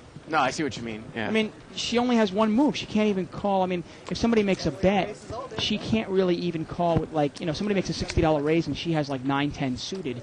She almost can't call because she doesn't have enough chips to make it worthwhile if she catches her hand. Raise, make it 30 total. Maybe she's just a fan of being on Live at the Bike. Yeah. Not a good seat. A lot of women are big fans of you. So. Very tight. He's very aggressive. I'm not married, so there you go. I have the same thing over here. Jack 10 of spades here is raised out of seat 3. Tommy Huffnagel's got ace king of clubs. Look at this, seat 3 raises, but Brian re-raises to 130 with 9-3 of hearts. Now, Tommy has ace king, and Dave, we were doing some voiceover work, and we saw that he mucked ace king to a raise and a re-raise a couple weeks ago on a Friday night. Right, but that raise and re-raise was 1,000 and then all in. Right. This one was the 50 and then 130, so I imagine ace king of clubs. He's going to play. And Brian's just playing crazy. And he's going to re-raise, Dave, so there you go. Good for Tommy. Well, I think he might have picked up on the fact that Brian's re-raise means nothing. Yeah. And if Tommy re-raises, he might even get a hand that's similar, like Lance with ace king and muck. He's re-raised to how much? 730. 735. Wow, that's a big re-raise. That would pretty much put Brian all in. He shows it. Man. I mean, he could have gotten Lance off a hand like pocket 10s, pocket jacks, or ace king, because he's been playing tight the whole Yeah, night. that's a heck of a big raise. And again, Brian's re-raise means nothing. I mean, we've seen what he's been showing now. Well, the one thing about Tommy's play, I'll tell you, and I keep saying, no limit hold'em, you don't have to play a lot of hands to win a lot of money. And Tommy is proof of that. He'll literally play 5 or 6 hands a night, but almost always come up with a big winner. I think I was ahead. Rarely do you see Tommy play out of line. I'm not willing to call the 700. I want to see it for 100, though. I wouldn't mind seeing that flop for 100. If I had a small Oh, that's tight. aces. I don't know. That's tight right there. Well, ace jack here for seat 2. And Beth has ace queen. Man, I got to tell you, changing my opinion here. I used to like Brian's play, but he's got to be the fish at this table. Well, right now, you can see that. Wow. Look at this. Now Beth raised with ace queen, and Mo re-raises with ace jack. He's going to put her all in. I mean, do you have to make this call if you're Beth, right? No? She's so short. I don't think you have to make this call. No. How much is she in for? She's in for 50. She's got 200 left. I mean, that's the problem with only having 250, but she's not playing a tournament. You can rebuy, and you can also get up and leave. So Right. Ace Queen is... I don't like calling my chips off with Ace Queen. Unless you know your opponent has Ace Well, there you Jack. go. He's going to make the call. She's going to make the call, and she's got Mo dominated. Well, so maybe she'll double up here. No, take it. Can I keep this? Yeah, keep the... Can I keep the extra money? Yeah. It's Make okay, it 200? whatever you want. Okay. I know you're going to beat me because of that. I said keep it. You're gonna beat me. Well, Mo knows, obviously, if she's going to call, he's in bad shape. King 9-3 here. Turn is an 8, and the river is a 9. And ace queen is good. Yeah. Beth wins it with their Ace Queen there. I mean, in the tournament, yeah, Beth can call that, but in the cash game, there's no real, pressing issue to play that hand. is Well, there? again, I guess it's just an issue of why is she in there with so little money anyways, right? Yeah. A little revenge last hand. I mean, no limit hold'em, isn't it? Isn't it no limit hold'em cash game inherently an implied odds game? Ace king. You know? I don't know why I expect 75 and you outplayed me. That was a perfect. I'm not saying you have to be in this game for $3,000 or $4,000, but to me, I'd want to be in this game for at least $1,500. That's my If you had a club, you would have kept my chips.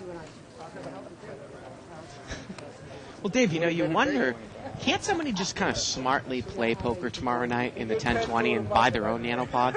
Of course the they answer to can. that is no. Well, no, yeah, but they can't. First of all, they won't be able to get one that's Engraved. Yes, engraved. Yeah. That's Poker Night. Oh, look at this. It's Philly Al Barbaria There you go. coming into the game. Or Pal Barberi. And we're hoping that the players don't think that way, and they bluff off thousands of dollars to win this nanopod. Let's get a cheesesteak for this guy over in seat 8. Philly Al. Philly Al, former professional baseball player, That's right. Yeah. career .333 batting average. 1 for 3. Wow, Lance is making a move. Philly Al raised and Lance re-raised with Jack 4. Well, now Lance is out of position. What does he do now?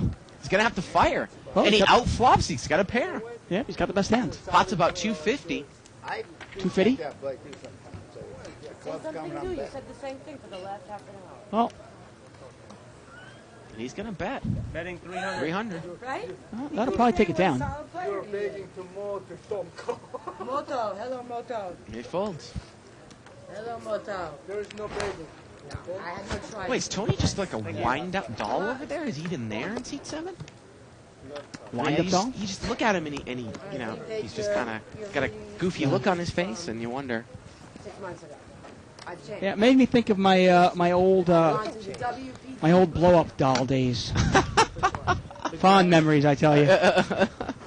Where'd you do Live that straddle. at? I'm Here? going to the championship boot camp. Where'd you do the boot camp at? Here? Boot camp at Commerce. Dave, you ever heard of the real doll before? Who did that? Mike Sexton? The real doll? Yeah. Mike No. Sampson and No. Daniel McGrath. I haven't.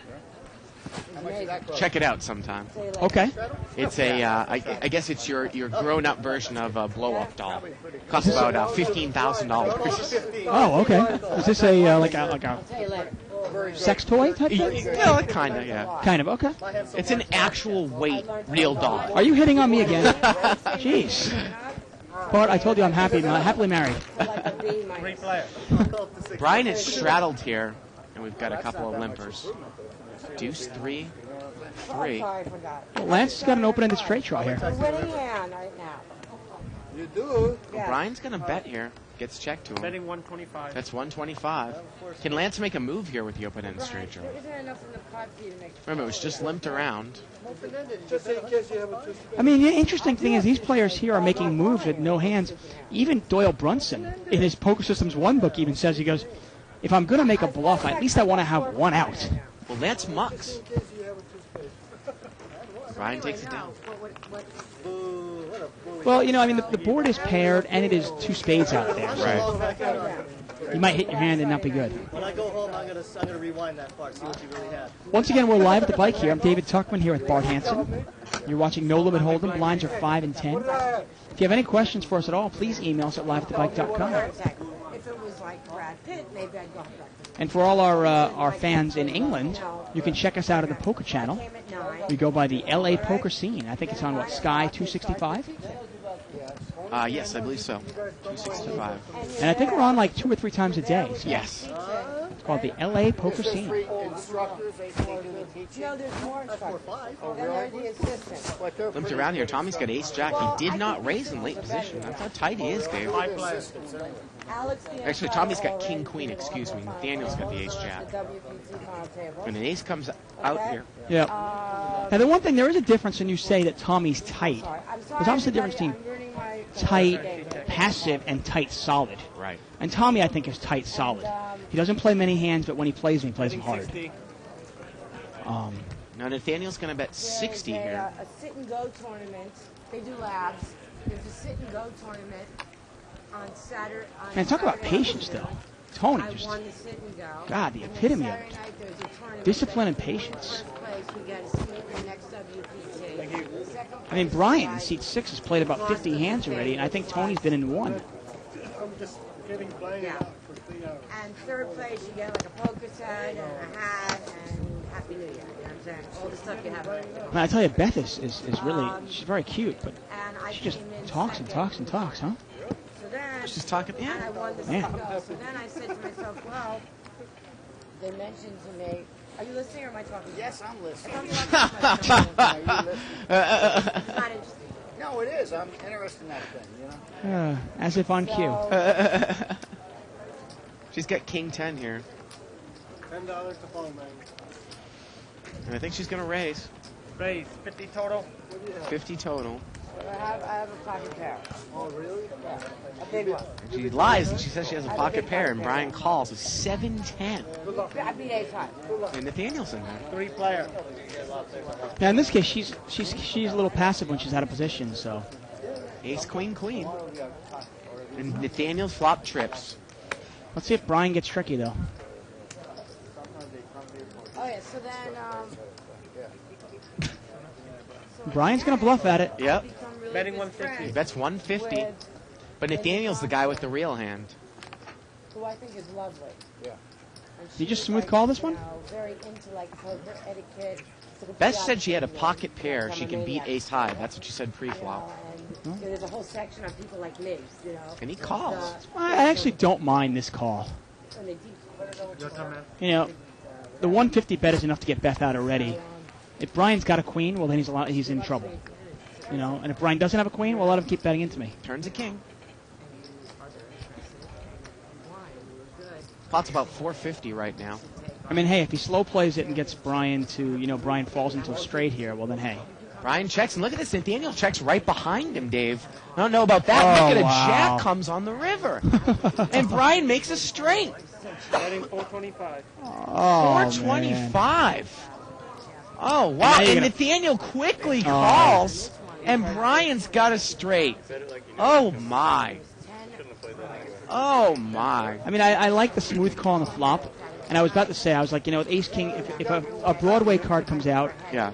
and Brian gets lucky and had Jack 10, okay, so be it. You got unlucky there. Right. When the turn card comes out a King, how can you possibly check behind Brian's check? I guess what you're trying to do is you're trying to hope that you're inducing a bluff on the river and that you can raise on the river. The problem is that if you're going to play it that way, you sometimes have to reevaluate when that magic card comes, on the river. But I mean, there are a lot of scary cards that can come out. Any ace, any king, Yeah, any 10, or any jack. right. There's too many scary cards. I don't. As much as I like the play that he made on the flop, I think you need to bet that turn. That's true. That was a river. Right. I agree. And that's what he's all about. There are people that It's one of those times you're either going to win a small pot, or you're going to lose a big one. And then he ended up paying him off too, compounding his error.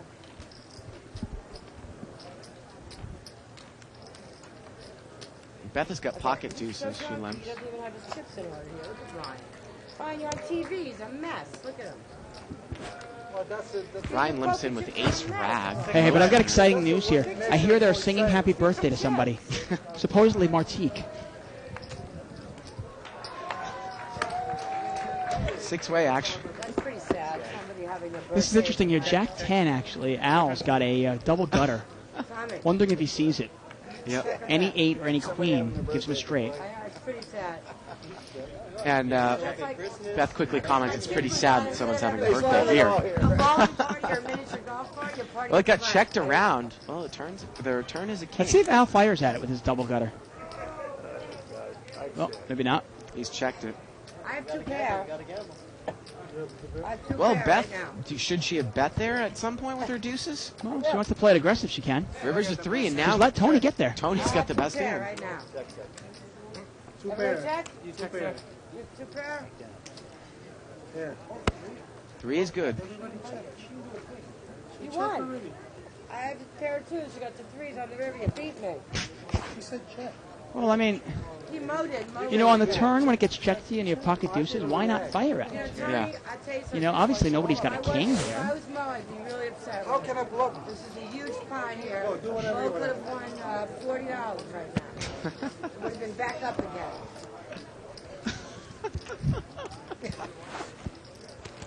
Maybe we can get her in here as commentary. Jive would be a big fan of her. Yeah, there you go. And Tommy, the best part of the WPT whole boot camp was that on Sunday night. I think she went to the WPT boot Go camp, out and Dave. play. Did she? Everyone went Wow. out and played. Everyone knew all they learned. Losing. I hit the $100,000 jackpot. And I live in LA. What did they tell you And about the- Commerce is my home game. Right. You know what I'm saying? What about the jackpot in the boot camp? What did they tell you about They that? don't mention That's jackpot. secret There's now. no- You might have to there's no 86 her. section in the Yeah. book that's not got this. And they all Button go moves here. over there to seat And they all 7. called me the next day from the WPT. The guys called me, Linda Johnson left a message. We heard you won Hit the jackpot. Hey. We heard you won the jackpot. She's got ace rag here. I saw Russ Fox actually post on 2+2. Appreciate the support, Russ. Still waiting for your book. Everybody called. Yeah, Russ still hasn't sent us a copy of it. Once I get a copy of the book, I will read it and review it, and I might even plug it You know that I'm a good if I like it. guy. Not just so. I don't know if we can get a shot here. When Ron Rose was around here in Legends, he came here and he dropped off a box of these books. A box. Russ. A classy Classy man, guy. Ron Rose, yeah. Yeah, Poker Aces, the stars. It's actually a great book. I have one on my box. on my table. My little coffee table, Yeah, and that's actually not a bad Christmas gift. Also, yeah. Poker Aces, the Stars of Tournament Poker by Yeah, Ron because Rose. it's not heavy poker reading. It's just kind of biographies Yeah, no, and it's about great. all the tournament players. Yeah, really a great book. Colorful, Do you know what I mean? not really heavy reading. Now, if you're listening and you've written a poker book and you want us to plug yours, Honest with you, all you have I to do know a lot of is get us a couple of copies so we can read them. Right. It's not difficult. No. Got a raise here Game two or just tournament? by Lance, I believe, to 30. And a couple callers. So Lance mixing it up a little bit here. Ace, Queen, 8. Can Lance fire out here? But Daniel's got 2 pair. Yeah. Teach you about cash games knowing that. Look at this. He's going to lead right into it. I like Bottom it. two- I like yeah. the bet. Now, he doesn't know Lance is full of crap here. Right. But if Lance has ace-king Right. or an ace, he's firing into it to see where he's at and to maybe get the check raise. You know, to get the raise right out of there. Yep. We've seen Nathan, though, he bets his hands. He bet when he hit his set, he bet right out. And he does not get paid off. Myself. You know what I'm saying. Yeah. Not one lesson. Not one lesson. I don't want to blame anybody. Yeah. Button moves over to seat 9. He said, what's the use? Who's going to teach you how to beat them? Here, this is how you take my money. Let me show you. What's that all They about? want to teach you how to play tournaments. They And it's interesting, they're talking about on 2+2 the advantages of being short-stacked. And yeah, clearly there are some advantages to being short-stacked because obviously your post-flop play is almost nil. You're making almost all your decisions pre-flop. But to me, if you're playing in a cash poker game and the blinds are only 5-10, why would you want to make all your decisions pre-flop? Uh-huh. I mean, unless you think the players you're playing with are much better than you. Queen, Queen, 7 here. And Tommy's flopped the full house. That's it? Yep.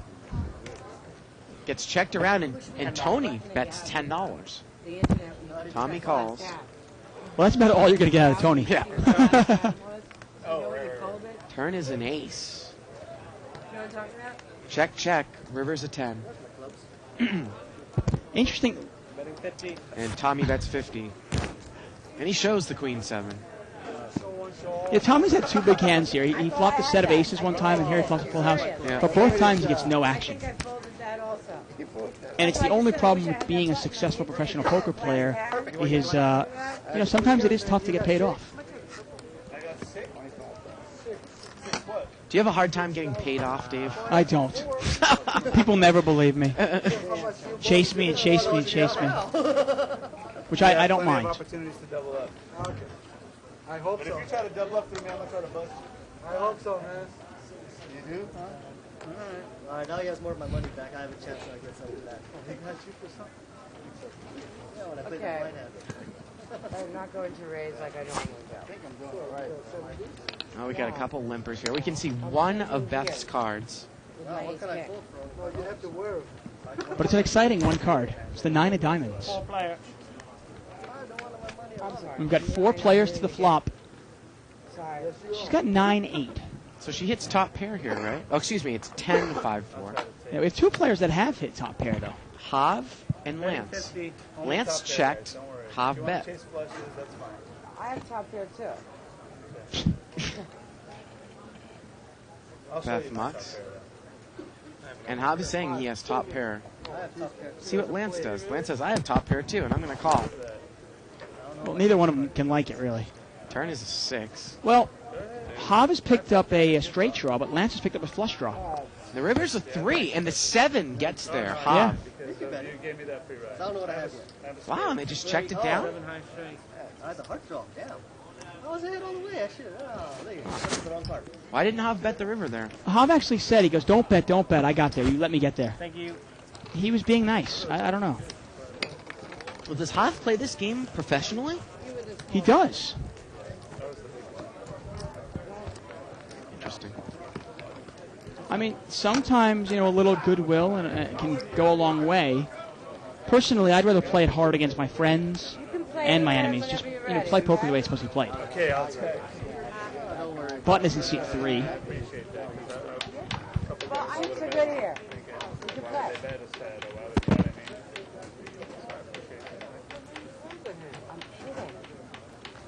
He had like 8,000. Limp, limp.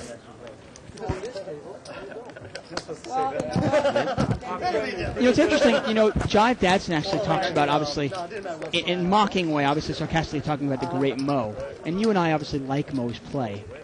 I'll get to this in a second. Philly Alice out. flopped the flush. Philly Alice flopped the flush. Well, no one has an ace here. Nobody has a pair here. Actually, I'm sorry. Nathan's got a pair of 10s. Betting 40. Al bets 40. Nobody has a heart. This is going to be over pretty soon. Anyway, we obviously like Mo's game, but I will say over the last couple of months, Mo's game has, to me, I think it's definitely taken a hit compared to what it used to be. I'd say the first couple of months of Live at the Bike, even the first 4 months of Live at the Bike, his game was stellar, and he almost always came out a winner.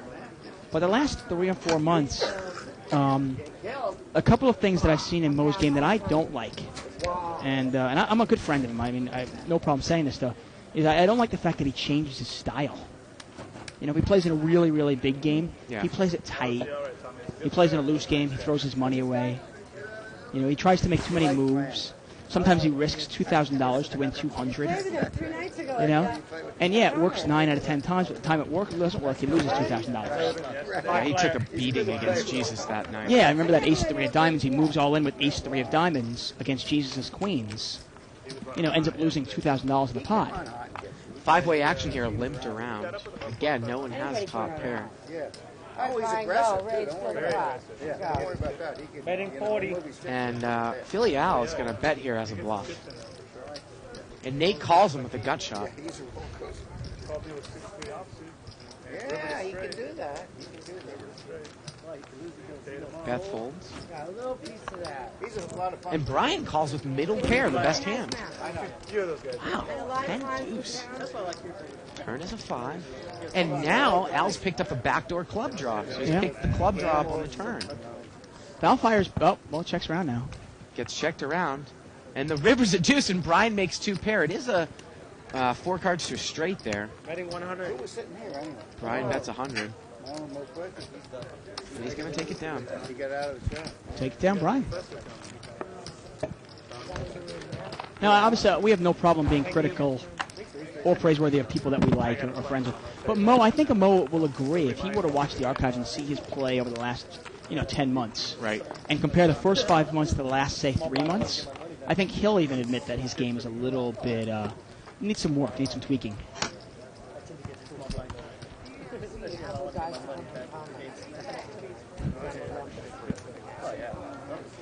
Button moves over there to seat 5.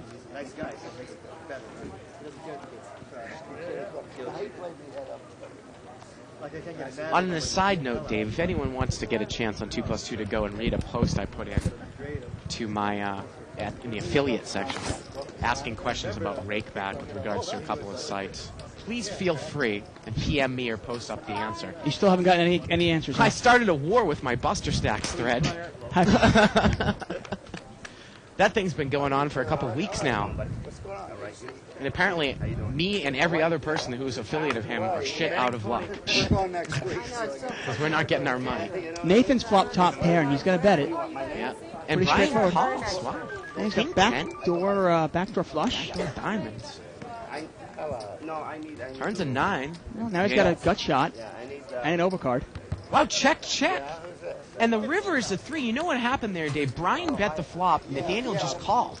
The turn was a 9, Brian checked, and Nathaniel checked the queen 9. So now he's trying to induce a bluff, and it may work. Remember, he got burned here last time with those trick queens. Now, Brian bets 80 here. And Nathaniel's just going to call, though, Dave. So he gave a free card there on the turn. Checked behind the turn with queen 9. Yeah. Dangerous. I mean, he's living dangerously. Yeah. A king comes off. Actually, no, king would be fine at 2 pair, but if a jack comes off, he loses to a straight. Right. And if a 10 comes off, it's awful hard to call. Right. One liner to a straight. You need to take a break? So back to, who do you think some of the best players at the bike are, No Limit Hold'em was? Well, I was always a big fan of Jonas's play. We don't really see him around that much anymore. But he's a solid player. Pretty solid player. I like Hobbs' game. Seat 4. Hobbs' game. Al, the young Asian guy. Al, Pretty good. He's a little passive for my taste, but yeah. But I mean, he's smart. I mean, Shirley's an excellent player. Which is the thing about Shirley is we haven't seen her really play at these levels. Right. I mean, haven't seen I've her played with her actually a lot more than I've seen her. Yeah. To be honest with you. No, you're first. I know, but you're going to go over the top of this guy and then go crazy and steal the pie here? No, you're going to first.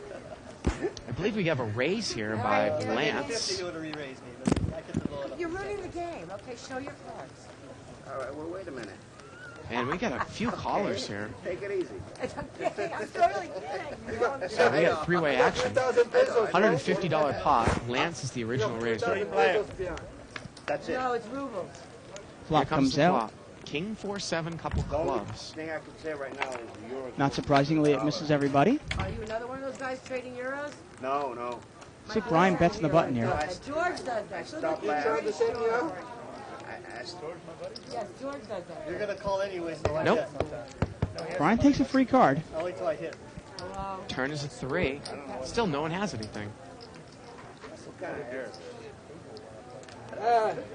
I give it this check. You have to ask. I put it down. Betting 150. Basically, if you ever want Brian to bet, just check to him twice. He'll bet. There you go. I give it this check. Not that good. Come on now. I think so. Oh, okay. I'll see that. I'm so excited. And Brian takes it down. I mean, in the end, there are a lot of good no-limit hold'em players that I see here on a daily basis. And like the cash, like the whole cash game scenario, a lot of them are just nameless, I mean, they're quiet guys. They go about their business. They're professional poker players. They win money and they go home. They're not big tournament players. There's Bruce Lee, local pro, wearing the blue jacket. He plays a lot of mixed games. They miss a field goal or something?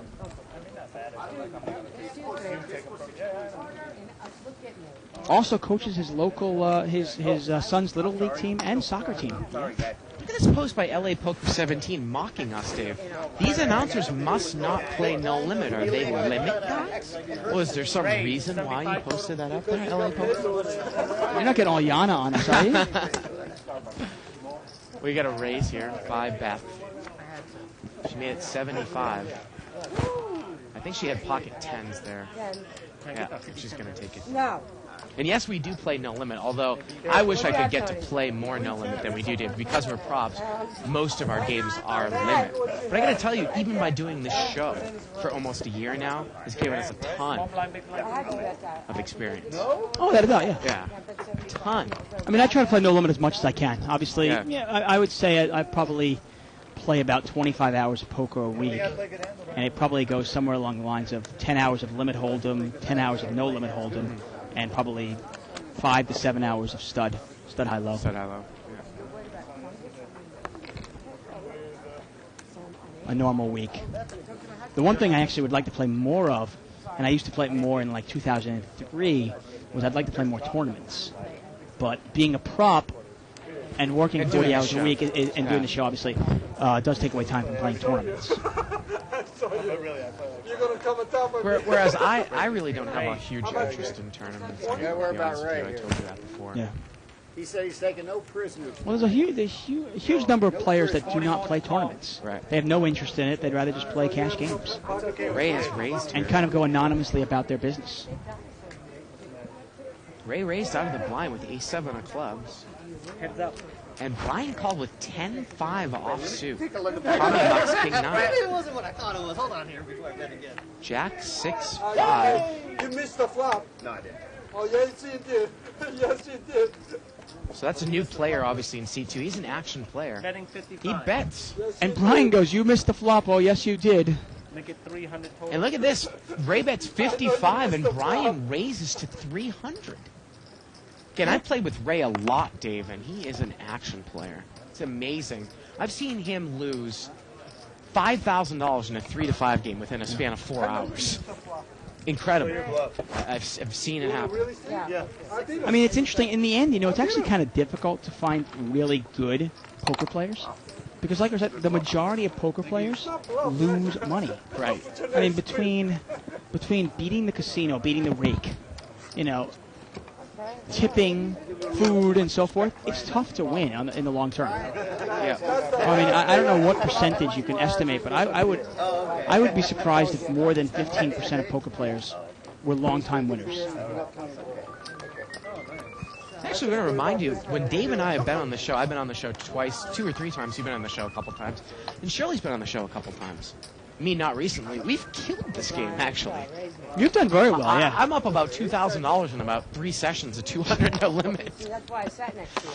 Because I figured like next year you'd be raising me and I could get doubled up. I think all the criticism today, you're feeling a little insecure. That's why I came back. I think you're great, Bart. Thank you. Makes me feel so much better. I forgot what we had. Pot is limped around here. Ace, queen, nine. A couple of aces out there. I know. Beth and Brian both have That's aces. the bucket. Very weak aces at that, though. Two players have queens also. Beth checks her ace. But don't bet, and you're gonna Look at this. Brian checks the ace here, too. And look, and Beth's made aces up now. I mean, I know Brian's trying to be tricky here, Dave, but ace, I mean, come on, in position? Well, Brian pretty much bets when he has nothing, and he checks when he has something. Right. I mean, not like ace 4 is anything to, like, you know, write home about. Betting 50. Now Beth bets 50. I got draw, I said. Brian calls. And Brian is drawing dead to win the pot. He can tie her. Well, Ray's in there with a gut shot wheel draw. Unbelievable. Yeah, if a queen or a 9 hit the board, Yeah. Brian will tie her. The river's a 7. I think Beth definitely should put a value bet in here. Not even a question. Yep. And she is going to bet. Betting 50. She bets 50? Only 50, wow. It's kind of small. Well, the pot's 200. Why are you Yeah. only betting 50? Where's that ace 5? Takes it That's down. ace 5 you said you had before, Beth. You didn't have it, now you have it. Remember that? And obviously, if a queen or 9 had hit there, they both would have had aces and queens or aces and 9s. And the 5 and the 4 would not have played. Right. Okay. I just wanted to write it down. Okay, Brian. Okay. I just wanted to write it down so I can remember. Big blind man. Look at this, Niels. From the From Netherlands. the Netherlands. Amsterdam, maybe. Well, have a puff for me in a coffee shop over there, Niels. He writes, how can you... What do you mean by that? I How don't can understand. How can these regular poker players at this limit possibly survive if they can't let go of pocket aces against an obvious 2-pair or chasing a flush draw with impossible odds? Those are mistakes I make use of in the $25 no limit, and I think he's referring to Mo against Todd as we take a look at another chip count here.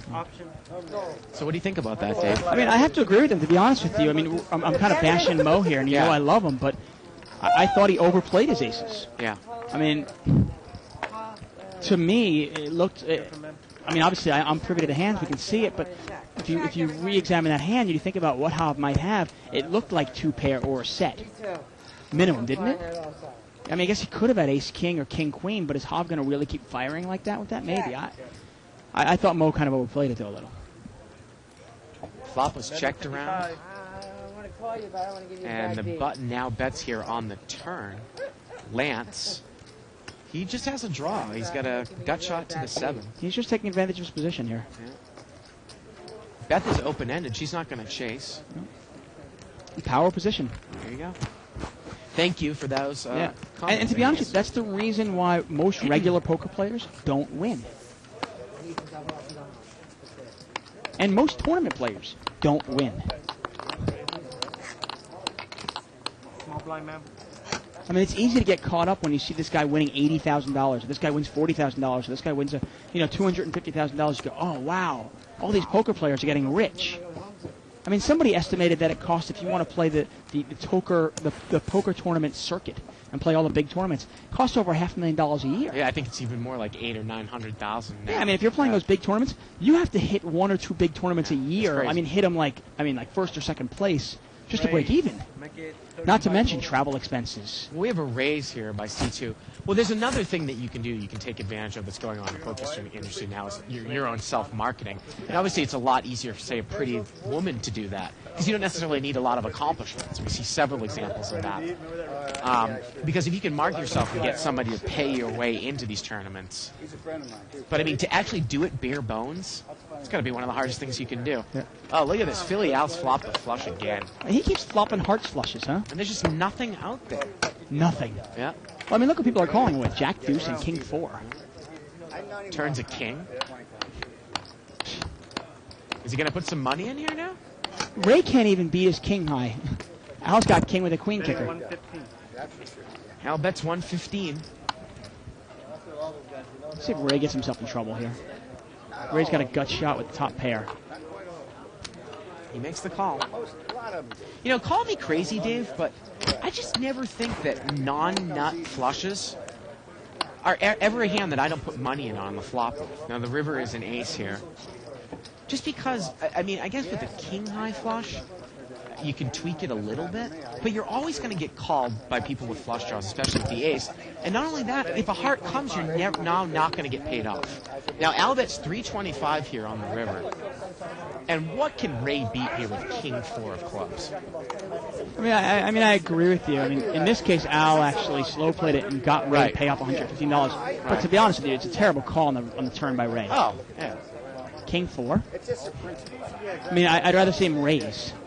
Right, raise as opposed to call. Yeah, or raise it, and then when Al comes over the top, you can throw it away. I mean, if you think Al is full of crap, then raise him. If you don't, then muck it. Well, now if Al is betting the nut flush draw, he has an ace that beats you, and Ray gets away from it. But what I'm saying about that is when we talk about slow playing, we talk about not necessarily that your hand is not big enough to slow play because of its strength, but because there are so many action killer cards that can come further on. You know? But if the guy happened to have an overpair or something, if you had pocket 9s, the flop comes out 7 high. Right. Definitely. Well, just another heart there, too. Yeah, and people never give you credit for a... yeah. If you bet your strong hands out, they never give you credit for it. Yeah. Yeah, roll me. Good luck.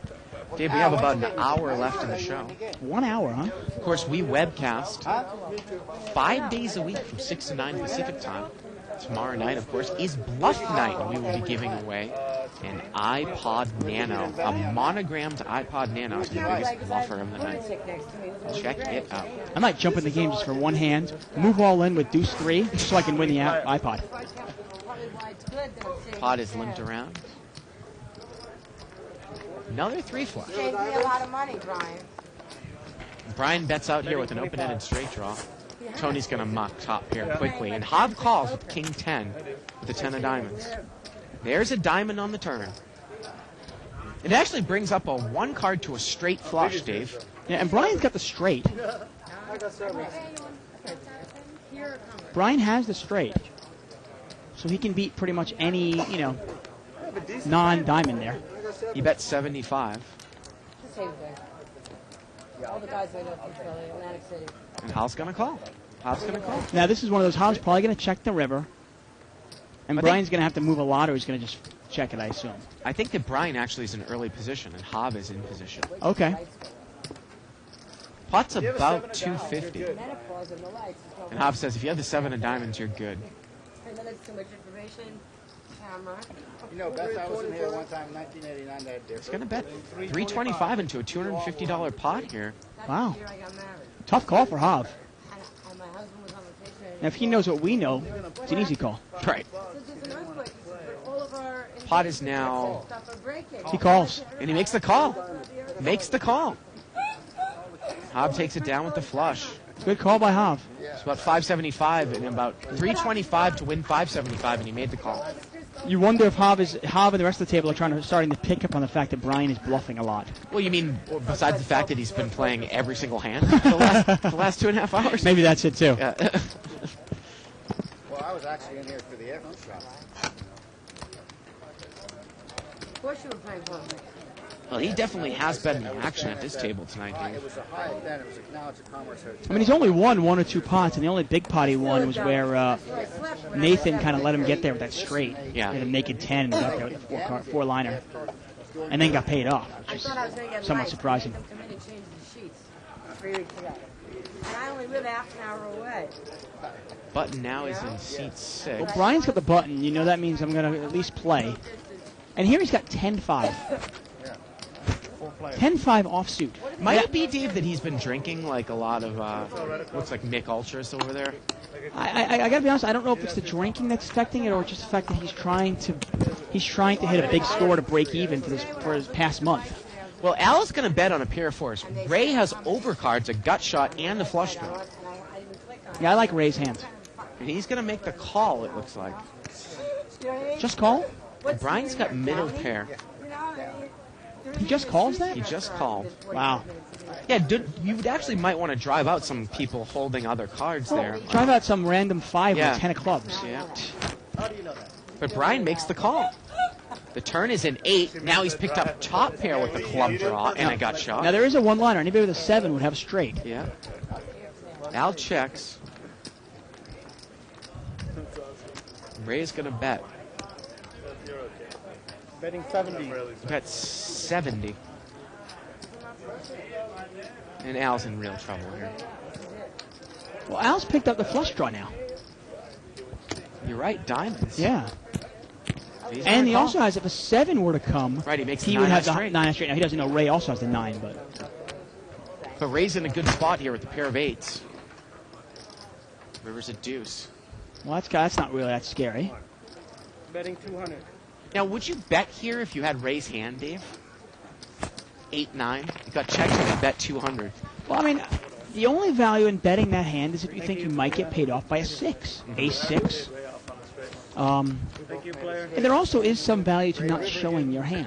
Right. Ray don't play that. No, you don't play that. Ace king was good. Right. Now, we're getting a couple of emails that people are having problems getting the feed. Now, this might be one of the dumbest things I'm ever going to say because I'm actually going to teach these people how to do it. But obviously, if you're hearing me, you're having no trouble with the feed. So this is pointless. But if a friend of yours has trouble getting the feed, my technician says the best thing you can do is literally just turn your computer off and start it up again. Are you at the table then? I don't hear you talking about it. Oh, God, I can't stand Well, yeah, on about eBay. And that was pretty dumb what I just said. It's kind of like, hey, if you're not here, raise your hands. Yeah, it would be a little tough for us to respond to those people. Right, exactly. He was on there and one of the tables making some rack comment. I'm like, Well, again, we're not, technically that aware, but actually what KevMap does when he helps people out on the 2+2 thread, and if he can maybe post this up again, is the quickest fix is, I guess, to empty your cache, your temporary internet files, dump that stuff, delete your cookies, and that's in preferences in Windows. Okay. So, Yeah. Whatever works. Hey, turn the thing off. Piss on it if it works. I don't care. No, he put but I just find it interesting because people are saying that they get the sample video over and over. So, Oh. yeah. Once again, we are live at the bike, folks. I'm David Tuckman here with Bart Hanson, playing No Limit Hold'em. Blinds are 5 and 10. No. What do you do? I hate him.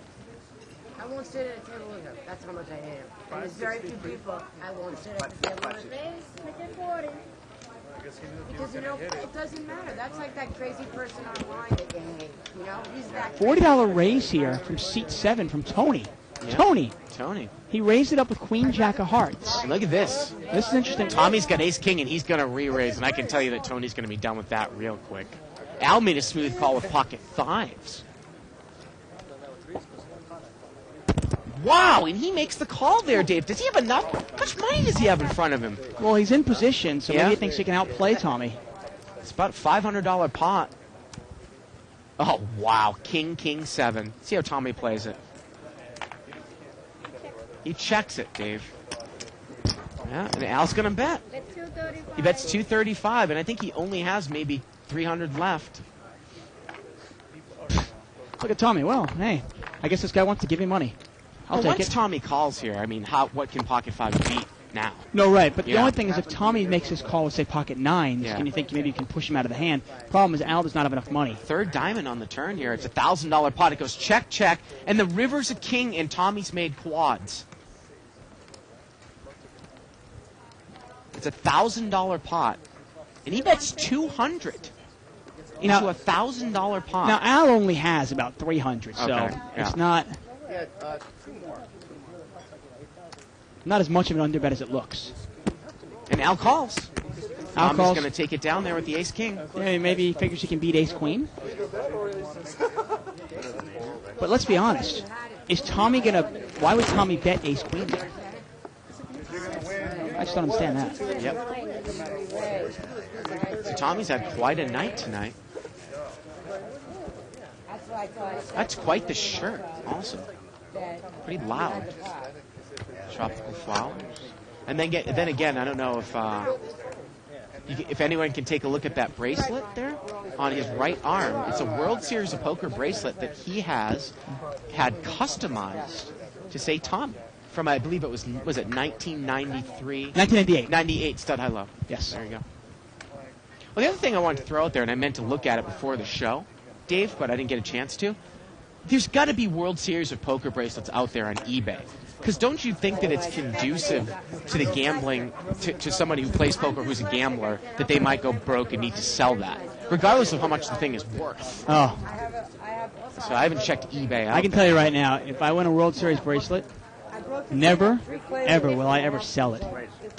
Well, if you could get like $30,000, $40,000. I don't care what I can get for it. There are certain things, it's like, family heirloom. You don't sell that. You give it to your son. You give it to your grandson. Well, you know how some pass people it are along. degenerates out there, though. You know what I mean? Yeah. The ring, the engagement ring that my grandfather gave to my grandmother was passed on, and I gave it to my wife to get engaged. That's something that we won't, you don't sell that. Look at this. Al raised. Ray re-raised out of the blind, and Al is all in with 8-10 of spades, and Ray has an overpair. So here we go. Jacks against 8-10 of spades. Is Al trying to give us money away here? Or what? Apparently. It's about a $400 pot. Ace, 5, 7. And I thought that, I guess Al's got 50 left. Well, the pot is, it's all in. The pot's about $450. Does Al call the 50 here, getting 9-1? You gotta like it if you're playing against Al, right? Yeah. And there's a $450 pot, and he's having trouble calling the $50 bet. And he's going to make the call there, shooting for running straight or running flush possibilities. Well, I mean, he's getting 9-1 on his money. Yeah. Push him. It's part of the whole strategy. Well, there's the spade. Oh, just stop it. Oh, and the river's an ace. You would have seen a blow up for me there, Dave. Oh, that would have been bad. Yeah. Now, I just want to address a couple of people on 2+2. We really do appreciate all the comments we get from 2+2. Interesting, I'm talking to Dave Mack here, who talks about most players are losers, but it's not because this game is hard. I'm actually not referencing this game as being a difficult game, or any game, really, but it is hard to become a winning player in the long term. I mean, I'm not talking about over 100 hours, or even 500 hours. We're talking over 2,000, 3,000 hours of poker, 10,000 hours of poker, right? To be a winning player. I mean, in the end of it, 85, 90% of players are not winning players. And then one other shot here, LA Poker 17, I just want to talk to you about. Oh, he's talking about that Queen 3 hand, actually Queen Deuce, that Nathan had, where he let Brian get there with the straight. Right. And to be honest with him, I like setting the trap. I understand, with Queen Deuce, obviously, until you fill up, you don't want to play a big pot, because you have to be aware that your opponent very well might have a queen. But there is a chance your opponent might not have a queen also. Right. And when the board comes, in my opinion, when the board comes out ace, queen, queen, I like just a smooth call on the turn. Because if you raise, the guy's only going to call you if he has a queen, and your queen's obviously beat. But when the turn card comes out a king, to me, that card is just too scary. I don't want to give another free card. Yeah. Okay? Especially, and then to compound it by giving the free card and then paying off on the river is really a bad play. It's a waste of $25, but Four-way action here. it's a waste of money. I think Ray raises here on the button with ace, king of hearts. It's about a $200 pot. 6-6 jack. All right. Hav has the best hand here with pocket fives. Let's see if Ray bets. He's a pretty aggressive player, though. Don't bluff. Well, he's got ace king on the button. Everybody checks to him. Why not? It's 75. You bet 75. That's kind of a small bet into this pot. It pot's about 150, right? I think he made it 50 pre-flop. So 200, it's okay. 275 now, 75 to call. I think I'm good, but I'm not ready. Hobbs says he thinks he's good, but he's going to lay it down, and he Yeah. was good. And Hobbs is good. The problem with Hobbs' play, though, if he just calls here and the turn card comes out of blank, Yeah. Are you prepared to call him down the whole way? You might be. This game is short.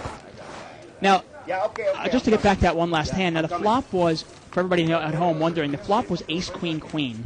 Brian had nothing and bet into it, representing an ace or a queen, per se. And Nathan had queen, deuce. And the only other problem I had with, when the turn card comes out a king, if the turn card had come out a blank, I don't mind the check. Yeah. But when a third Broadway card comes out, I just don't want to let my opponent back into the best hands. Right. And obviously, that's just my opinion and your opinion. That's what's great about poker. We can sit here for hours and debate and talk. And one thing great about poker is you can never stop learning. 3 to 500, please. The only consistent thing I found about all winning players is that they all keep learning. Talked to Barry Greenstein. He said, "I'm still learning today." Please make it 20. Get a raise here. We're playing kind of short right now, Dave. Should we do that? If I would have raised more than 35, I would have them. Oh, yeah. 10 more. I would have called it Who 40. bet 10? Erase. Who raised? You raised? What are you raising all the time for? It's fun. Small Get a fucking raise pair. by Ray. Because it is from Tijuana. Call. Seat 5's going to call there. Beth with 8-10. And here we go, heads up. King, Queen, 10. Now is Beth just going to check fold here? Oh, it looks like she's going to bet, Dave. Wow. She's actually doubled up today. I think she only started the show with about 280, right? Yeah, I think so. We don't know how much she started with before the show, though. Well, at least 500, obviously. Right. 75. Now, Ray can't just call here, can he? Unless he's going to call to set a play up on the turn. That's probably what he's thinking about. I have no money. Stare at the flop all he wants. He's not going to find anything, though, is he? Yeah. Okay, I'm just going to call you because I have no money. So you better have a good hand. Because I've been sitting here all night telling you the nuts. And actually, she's actually telling the truth. She has no money, so you better have a good hand if you're going to make a play against her, because she's going to call. I got top pair with a nice kicker. Well, she's not telling the total truth. Yeah. How about bottom pair with no kicker? 10. That's not top pair. She said she had top pair with a good kicker, and she said I had Queen 10. If you're going to lie, you got to get your lie straight. Man. I think that was the only thing. I have an older sister. It was the only thing my older sister taught me. She said, when you lie to mom and dad, make sure you get your lie straight. You guys both have to be in cahoots, right? Right. Well, I remember one time I actually lied to my mom. I was dating a girl. I was actually a junior in high school, and I was dating a freshman in college. Ooh, you stud. Yeah, me stud. Anyway, I wanted to stay out, past my curfew. So I told my mom, I called her up, I go, listen, there's a movie we really want to see. I go, can we see it's like a midnight movie, and I'll be home right afterwards. She goes, okay, sure, enjoy the movie, come home after that. Ace, King, 7 here, all hearts. Two people have weak aces. No hearts. Okay, anyway, so the next day, I wake up and I go downstairs and my mom starts talking. She goes, so where'd you see the movie? And I go, I saw it at so-and-so. And she goes, oh. She goes, what time was it showing? And I'm just like, oh, no. Oh, no. And I was just hammered. I mean, she had, the movies right in front of me. I was dead. This is when you came back that night? No, it was the next morning. Oh. The next morning. I was hungover? No, not hungover at all. Had nothing to do with drinking. It was just, But, I thought you said you were hammered. No, my mom hammered me, I'm saying. I mean, she was... So we got a new player coming into seat number 9. We'll get his name soon enough. You know those bartender tricks. When somebody gives you your ID and you say, what is the? Hey, where were you born? What year did you graduate high school? Something like that. Well, David is the new player in seat 9. There you go. Well, there you go. Would name their kid David. Oh, look at that! It's David. David La. David La. Well, that's Yeah. always in the pod, so God only knows what the hell's going on here. Pod is limped around here. 10-8 deuce, couple clubs on board. Now you've played with David a little bit. How would you? I've never seen him play no limit. I played Never. limit with him. Okay. You know. He is almost to the point of wildly aggressive in limit. Well, Brian's gotten a straight here. He's backed into the straight. But anyone with a 9 would have a higher straight. Right. Okay, let me see it. That's the real bottom end of a straight. There you go. I was on the button. It was 5 bad technology. Look who's talking. Brian's like the type of player that in limit will just bring in a pot with any ace, and that's the type of player you want to 3-bet. David, you mean? David, excuse me. David. In limit hold'em, he brings in a pot with any ace in any position. He'll also call you if he's in the blind, Yeah. and he has any ace. He'll call you. He'll call you a raise, which obviously you love that. Yeah. Players with weak aces calling you raises. Well, I think that's something that, Shirley would say if I'm heads up, yeah, of course I'm going to call with any ace. I mean, Yeah. her. Yeah, I disagree with her on that. Yeah. There are hands I might call with. A weak Right. ace is not the hand I want to call with. I hate calling with hands where I don't know what I'm rooting for. Yeah. Ticket 2. 230. Seat 3 is raised here to $30. Can I give you my button, man? Everybody calls when I raise. Four-way action here. All clubs. And Tony flops a low flush.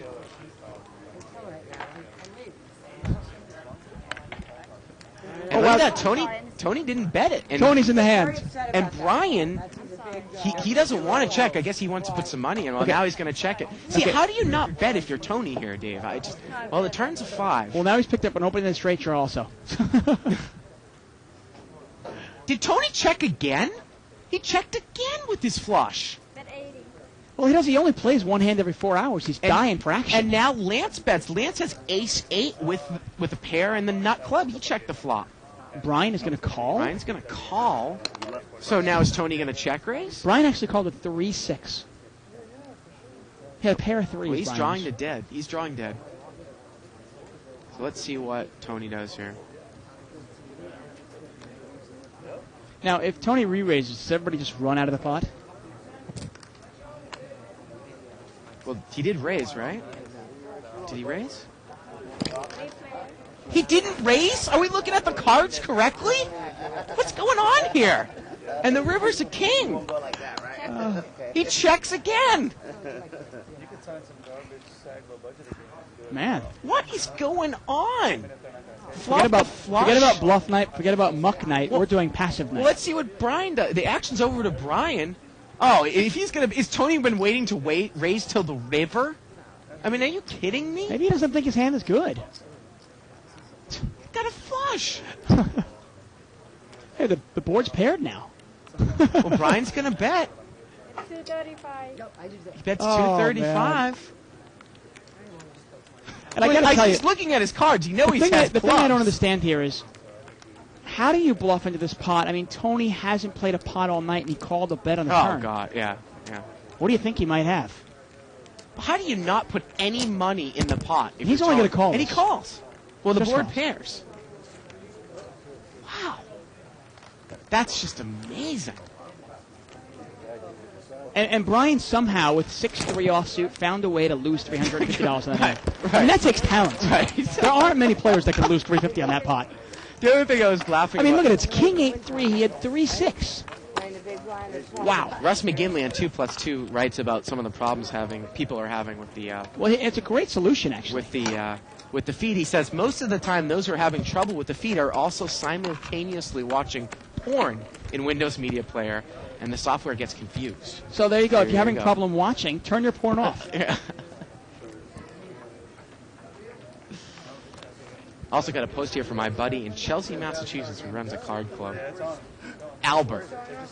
And boy, do you remember when Albert and my buddy Moon came to play here? Boy, did I hammer Albert. He played Albert's like the a one that donkey. raises in small Right, blind, with queen raises three small suited. blind, and then just checks. Right. Yeah. Love that. I raise 100. Yeah. I'm going to check all the way. 5-way action. Either I gave you some. Wow. Well, Tony, you know what? Tony's only going to play 2 hands all night, but he's going to win because he's got a set of 3s. Yep.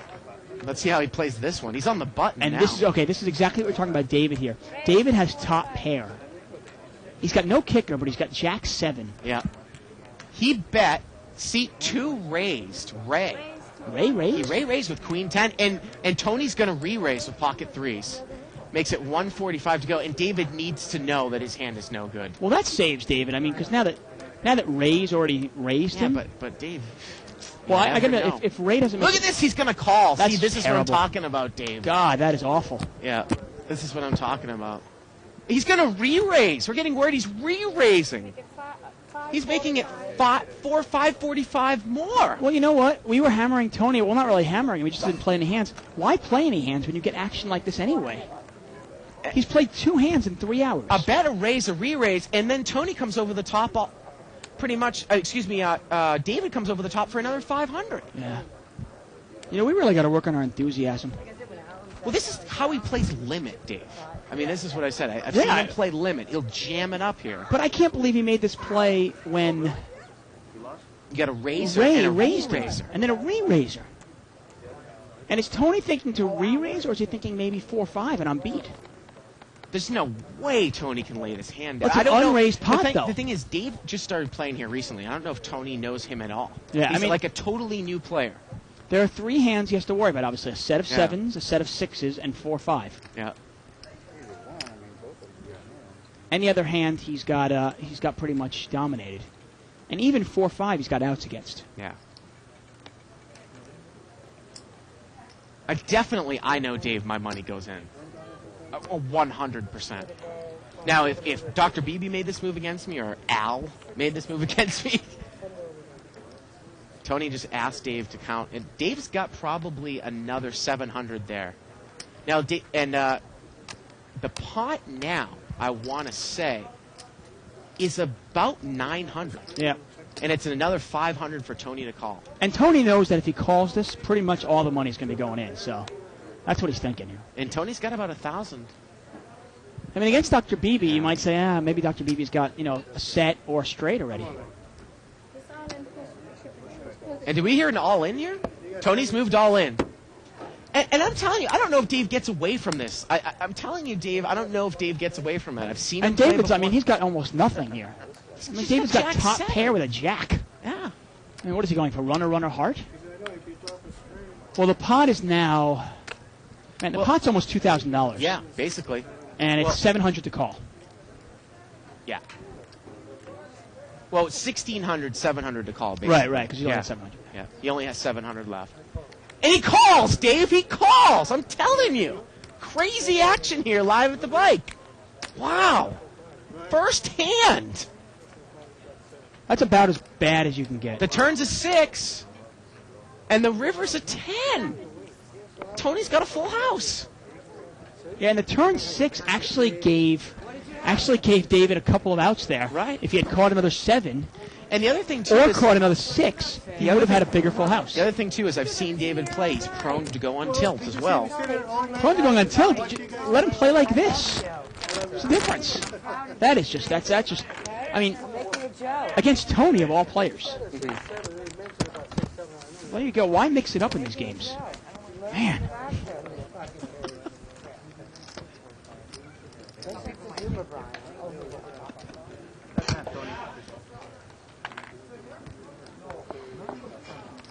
Kev Math asks an important question there about that lie to my mom, and I'll just say that it was worth the punishment.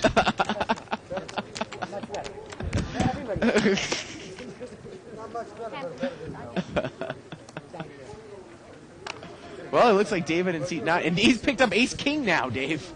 Seat 9, ace-king suited. Yeah. Man, Jack 7. I mean, he didn't even have ace 7. I mean, what do you... Well, the next time you play in the 30 game, remember that. No, I know You that. what I mean? When I play 30 with my team, I haven't played Yeah. No Limit with him, but, man.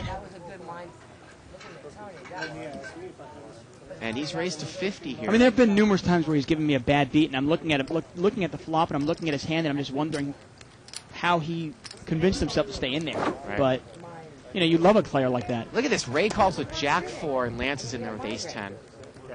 3, 4, 6. Jack 4 is the best hand right now. $150 pot. $100 bet here. Ray calls. And I don't mind Ray's call here because he might be thinking this guy's on tilt. Well, the turn's an ace.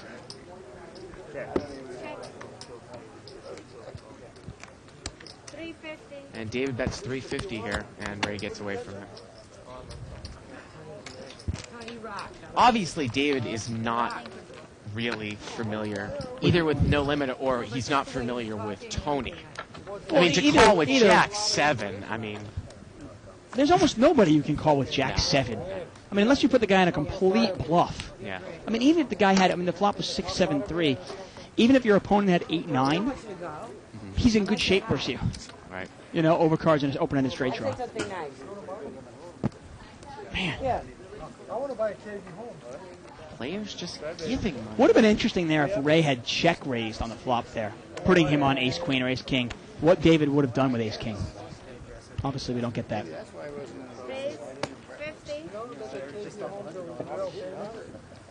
Seat 5 is going to raise to 50. That's Beth there. Beth is raising it to 50 with pocket 10s.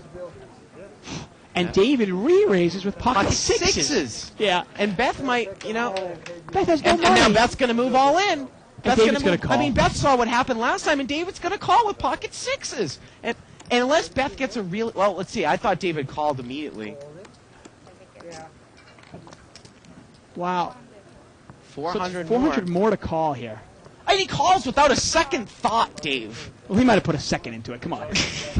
That's about it, though. And unless Beth gets a really bad beat here, she's going to double through. Ace, king, deuce. Man. Turn is a 9. And the river's a 5. David's a gambler, though. He's the one of the guy. When I walk through when I walk through the Bicycle Casino, he's always asking me, "Hey, what do you think of this football game? Right. What's the line in this game?" So you know he probably has a gambling problem. No, 8. Man's on the board, huh? Hey, I don't know if we know that. well, no, I mean I don't want to say problem, but I mean he's definitely a gambler. He's an action freak. You know what I mean? Okay. Hey, Bart, are you stumped trying to figure out what to get the poker lover in your world? Always. Are you? Yeah, well, think no Always. longer, okay? Because a month's subscription to the Live at the Bike archives will delight the most sophisticated players you know. Just write to us at liveatthebike.com, and we'll set your friend up with a free month's worth of viewing. It's quick, it's easy, and it will make wonderful stocking stuffer. If you want an archive yourself, just hint to your lover, okay? Or hint to your friend, or your mother, or your father. That's scary, yeah. You gotta... So we talked about someone being an action junkie. Not necessarily a gambling problem. I know that probably... You didn't mean it like that, Well, it's right? a problem if he's going to lose money like this. Right. I like to say, if somebody asks me if I have a gambling problem, I go, no, as long as I'm winning, it's not a problem. Right. More money, you might have lost that. But he just blew through $1,500. What? You love me. Yeah, you do. You always have fun with me. We laugh. 20. Raise here. Raise 10. Yeah, I mean, problem obviously is a loose term in the sense of, I'm not saying go to Gamblers Anonymous. Right. But, if you're going to call people down with pocket sixes, well, then it's a problem. Right. So here we go. Jack 3 deuce. Check. Go ahead. Check. Go. Check. Everybody checks. Well, there's Hobbs ace.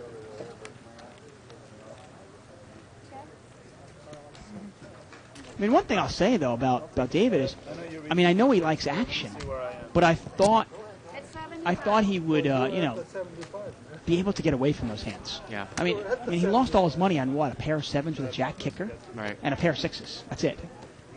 I'm right on the turn, river.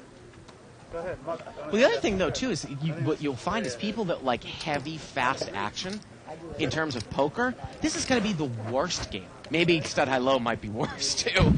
But Limit Hold'em is really where you want to be at if you want fast action, right? Yeah, Limit Hold'em is a much faster game. Yeah. And it's much more, for action freaks, Yeah. Limit Hold'em is great because you can ram and jam. I mean, Yeah. you can 3-bet it with pocket sixes. Right. And then outplay somebody with pocket tens on the Right, turn and right. flop, so forth. But No Limit is obviously, it's a game of patience. If you do it any other way... I mean, you look at the big winners tonight. I mean, Tony's one of the big winners, and he's maybe played 3 hands all night. Hobb is one of the big winners, and he's maybe gotten involved in maybe 5 or 6 hands. That's why I hate pocket tens and pocket jacks. I agree with You know what I mean? Yeah, that's the way you do it. I mean, especially because in a game like this where the blinds are so small relative to the implied odds, relative to the stacks. In a game like 30-60 where each round will cost you $50, $20 for the small blind and $30 for the big blinds, you're really forced to play a little more. A raise and a re-raise. And look at this. Seat 2 is re-raising with deuce 3 offsuit to $200. He's re-raising David with pocket 5s. Now this is a problem. This is a mistake by Ray here. And David calls. Yeah, this is a problem. This is a Yeah. mistake Ray just made here. He's bluffing the wrong guy. Absolutely. There's no way that Dave's going to get away from 5s here with this flop, is he? All in. What's the check, please? And look at this. Ray has moved all in. It's all in. All in with deuce 3. I mean, this bluff might work because there are 3 overcards to David's 5s. Well, I said that there was no way that David's getting away from it. I don't think he's going to get away from it, Dave. I just don't understand. If you're Ray, why are you bluffing him? Right, exactly. He just paid off two hands. He just paid off, guys. Why would you? And there you go. He's going to call, and Ray needs some serious help. And in this case, obviously, he does not have a problem. Picks up a straight draw now. Nope. Diamond, and David makes a flush. Yeah. Diamond, diamond. And Ray's looking. Can Look you at beat? this deuce 3. Can you beat Look at 3 deuce high? 3. Look at Lance's face next to him. He's the one that saw his cards.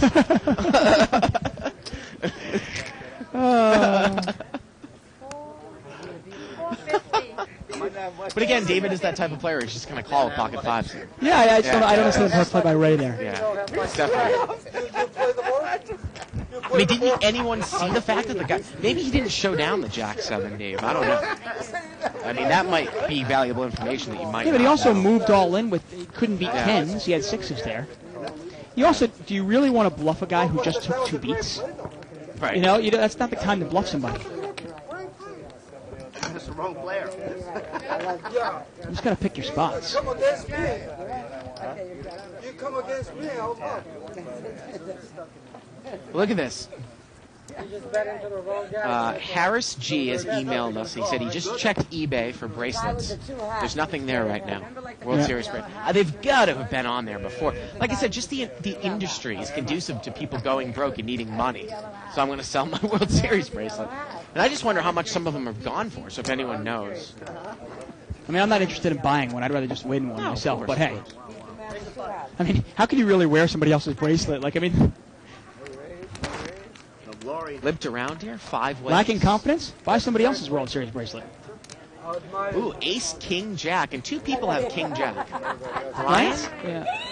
and Lance's top pair. When you look up in the Did Ray just call the bet there with King Jack? This guy bought him 2 pair. It's called the Brian. And he's You know the on. Doyle Brunson? What do you think about Ace 7 of spades here with a bet and a caller? He's going to get rid of it. Yeah, that's. Hobbs got a flush draw. He calls.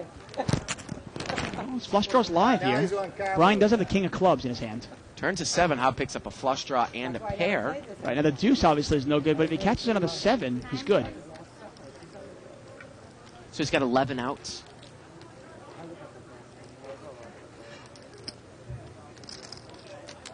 Yes, because the king of clubs obviously is in somebody's hands. Actually, Well, 10 10 outs. outs. 10 outs. The 325. Brian bets 325, which is about the size of the pot. Ray did not raise the flop. Now, if Ray just smooth calls this, do you call with your half? with I 10 know. outs? I know what Ray's doing. He called the trap, but he just doesn't realize that his hand's vulnerable and he shouldn't. His hand's not that powerful to trap. But I've played with Ray enough where he thinks his hand is a monster right now, and he just called the flop to make a trap. Right. But look at the board. Do I want to trap with King Jack on that flop? Now he's going to raise. And that's going to drive out the flush draw, and these guys are going to chop it up. Brian's definitely going to call. I can't Raises imagine him going 500. anywhere. Well, really, I mean, I guess the guy just showed over deuce 3 over. He makes it 500 more. Well, the way Brian's been playing, you really think he's going to throw away 2 pair? Yeah. Hobbs even thinking about calling this. I'm surprised that Hobbs taking this long. I think this would be an easy fold. Well, you got to think, are there any implied odds? How deep are these guys? Because Hobbs got a lot of money now. If I don't think Ray has. I mean, he doesn't have more than maybe another 500 now. oh, or okay, so so. if Ray had 3,000 or 4,000 Yeah. behind him, and Hobbs thinks if he hits his club, maybe he can win a huge pot, it might be worth it. But how big is the pot right now?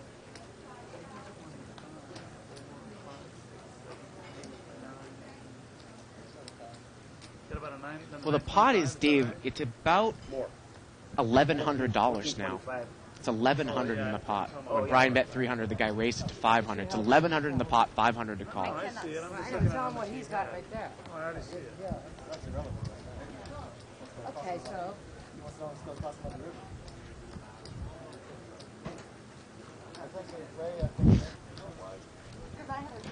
$1,100, 500 to call, and I think, yeah, Hobbs going to get away from it because these guys really aren't that deep.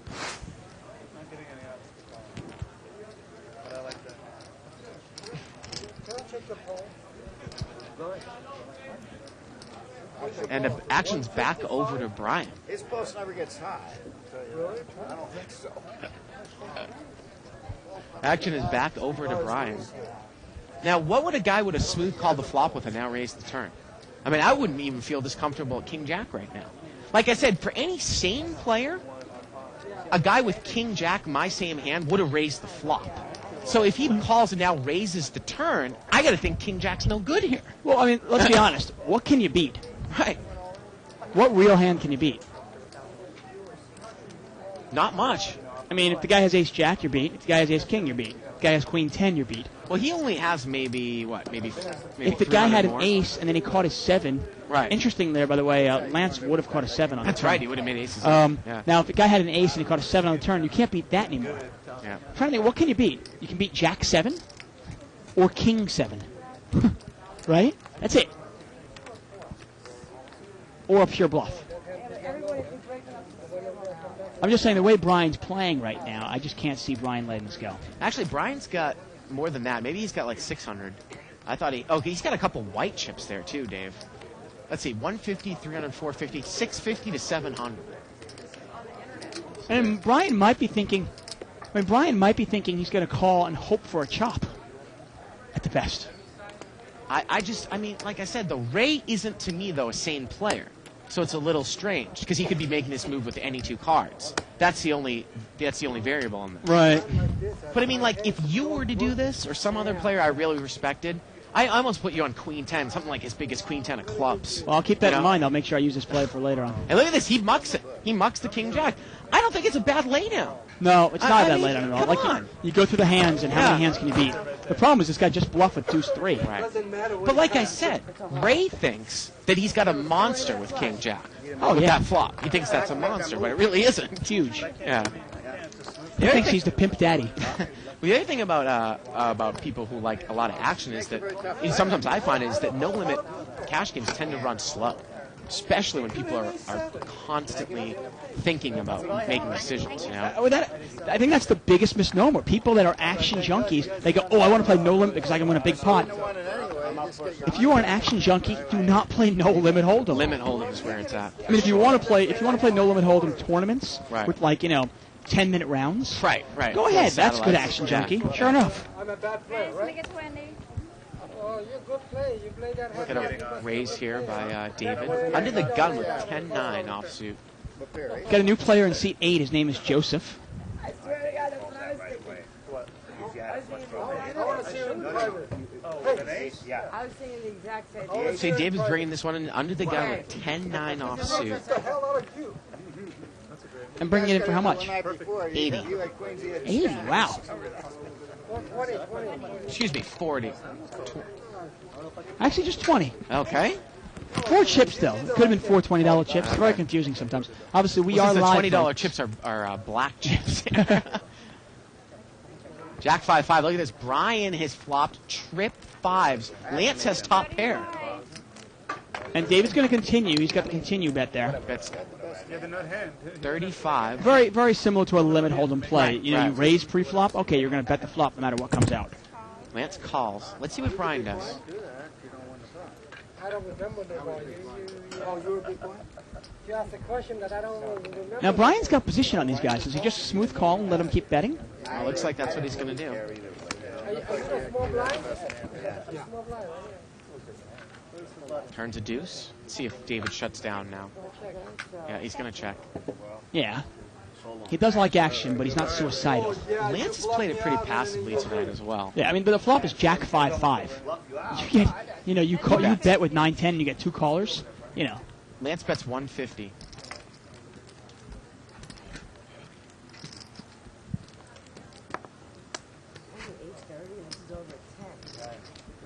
Brian's sitting there looking at ace 5.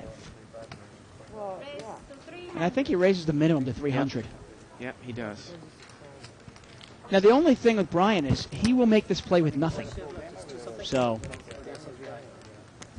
255. How much left does Brian have over there in seat 6? and Brian's played it like he has a 5. Smooth call the flop, raising the turn. Brian only has about 250 left, Dave, and he just raised it the minimum, 150 more. So, he's got 250 left. The pot now, I want to say, is about, let's see, it was 60. Well, is there any real hand that Lance can beat? Brian's funny. The pot is $600, $150 to call, and he makes the call. Now, was there any real hand Lance can beat? I mean, can Lance even beat a jack? $750 in the pot now. Rivers a 4.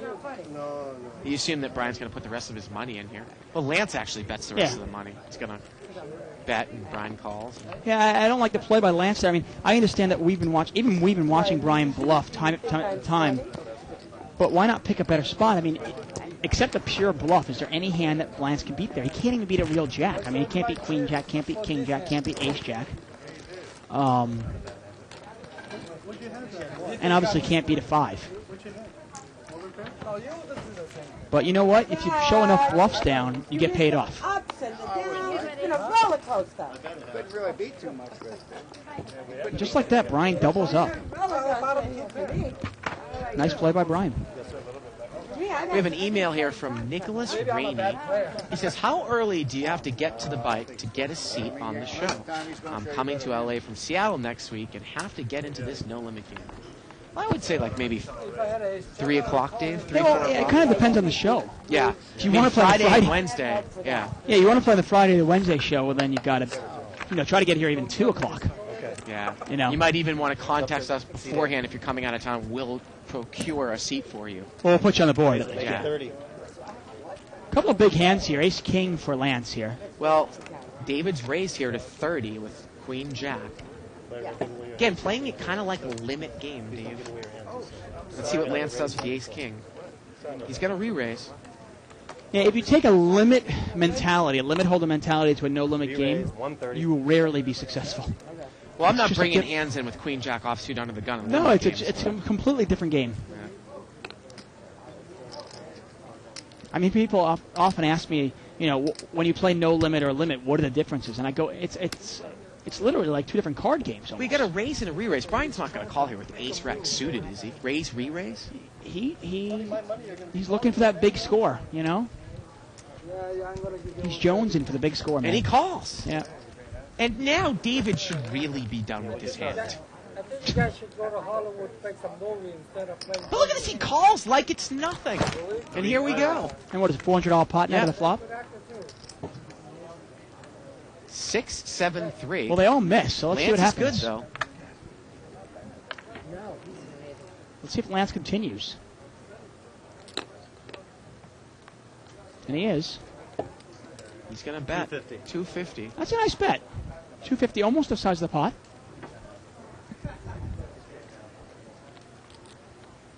Brian's got overcards, but there's not a spade on the board.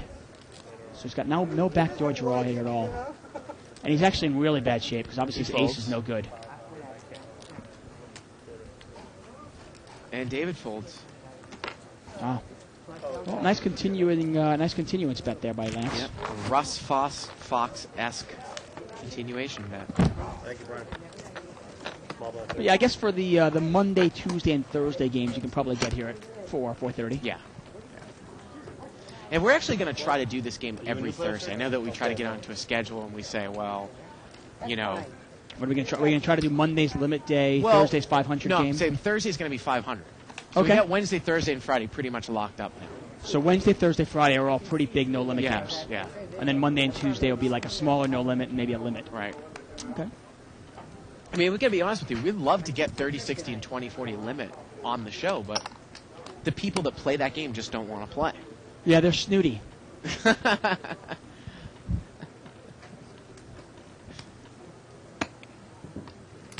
entice some more.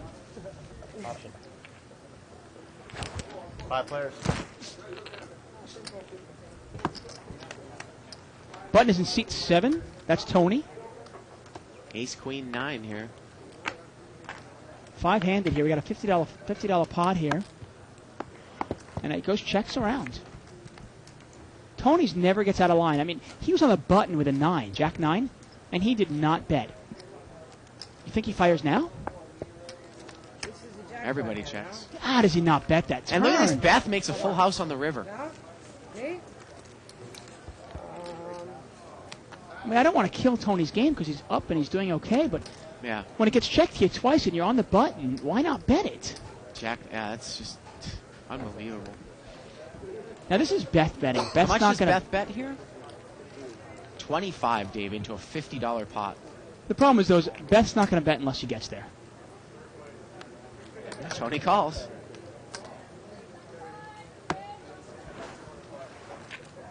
And that's generally not winning poker's. Sure. Check the best hand, and then pay off. Oh, that was it? Uh-huh. That's the end? Yes. That sucks. No more cards coming. I have a full house. Holy shit. I wanted to get paid off. Well, she got paid off.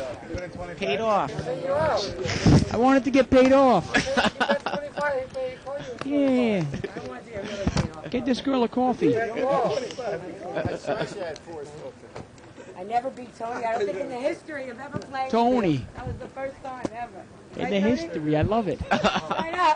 That was like the first time I think I ever beat you. She's I great. beat you Wow. on the river. It's like the worst. Classic. There's only 25, that's why. Yeah, we're going to get Donna on, Believe me, find I out know. exactly where she's from, huh? Believe me, I know. Sorry, guys. Sorry, I'm over the action. I apologize. That was funny. Don't be sorry, don't do it. Boy, it was so sweet at the river, right? Yeah, I died. Raise it. Especially with that board. You know, with the fucking Raise board. here. $35 raise there by David with King Queen. And Hav has him dominated. Now, Ahav, he's real focused. He pays attention to the players. He knows David is playing a lot of hands. So he calls us with ace-queen. Where do you think I'm from, huh? Where do you think I'm from? Where's this accent from, okay? And look at this. Brian's in there with 8-10 offsuit. Here we go. Whoever guesses it wins Ace, that king, nano. deuce. And is David going to get in trouble I with don't this need one. I hand, have two Dave? at home. Well, they both have a queen, and they both hit their I'm kicker. not to know. Mommy loves you. I believe that David raised it out of the blind. 75. But he's checked the flop, and Hav bets. And I might have that wrong, and maybe Hav raised pre-flop. No, you had to bet. David raised, and actually. Hav Hav called.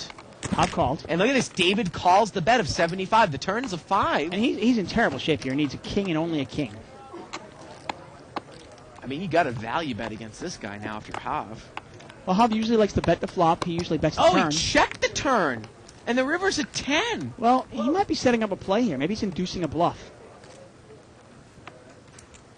Well, he's got it. 150. Yeah, but let's see if he makes the raise, Dave.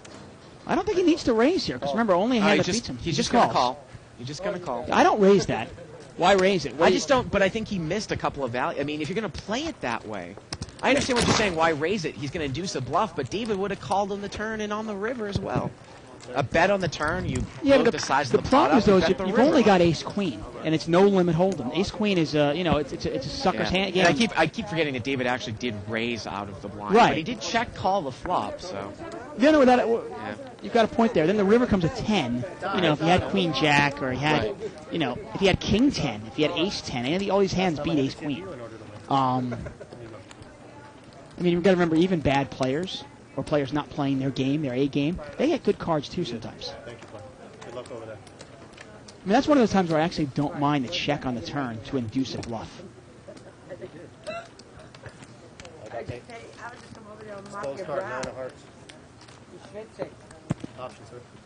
Raise it. Get a raise here. Raise it. That's 80. Ray raising, right? Yeah. Looks like he's got the brown chips out there, Dave. Those are $10 chips. It's actually not Ray. It's a different player. It's a new player. Let's see. Wow. Earvan. Earvan. Earvan. Earvan, okay. Earvant. Earvant? Earvant. Lines, please, Brian, big blind. You finished? Would you like the big blind time? Yeah, this is going to lock up for this game. The button moves over to seat 1. Yearvant in seat 2. Yeah, his last name is Avaki. We're going to call him Avaki. Okay. Okay? Much easier. No confusion there.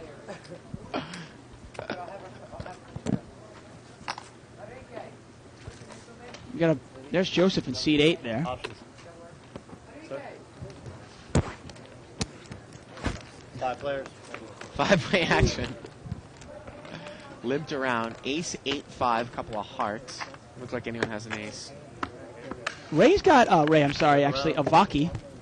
Yearvant Avaki has an open-ended straight draw. Well, the turn's a deuce, and he gets there. Well, actually, Hav makes a wheel. Yeah, Hav's there, actually. Hav makes a wheel, excuse me. And he's bet. Oh, he's walking away. Faradon. Faradon? Looking this way or looking the other way? Nobody's got an ace, though. Faradon. Yeah. Two of you. And it was just a bet and a call. Excuse me, Well, Brian was bet, bluffing. And Hav called. And now the river pairs 5. I already had it on. And Hav checks again. So he's playing the check to induce the bluff here, Dave. Well, he 25. you know he's going to 25. call this. Now, this is another case where you just call here.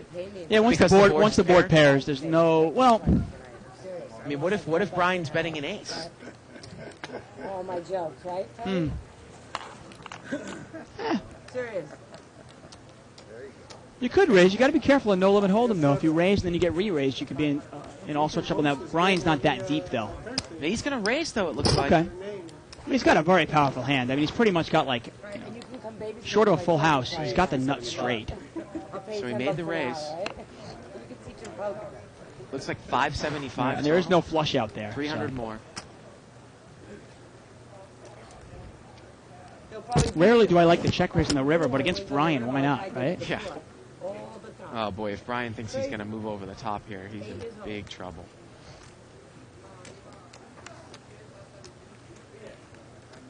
Normally, it said there's no value in raising the river, but is Brian actually thinking of re-raising him?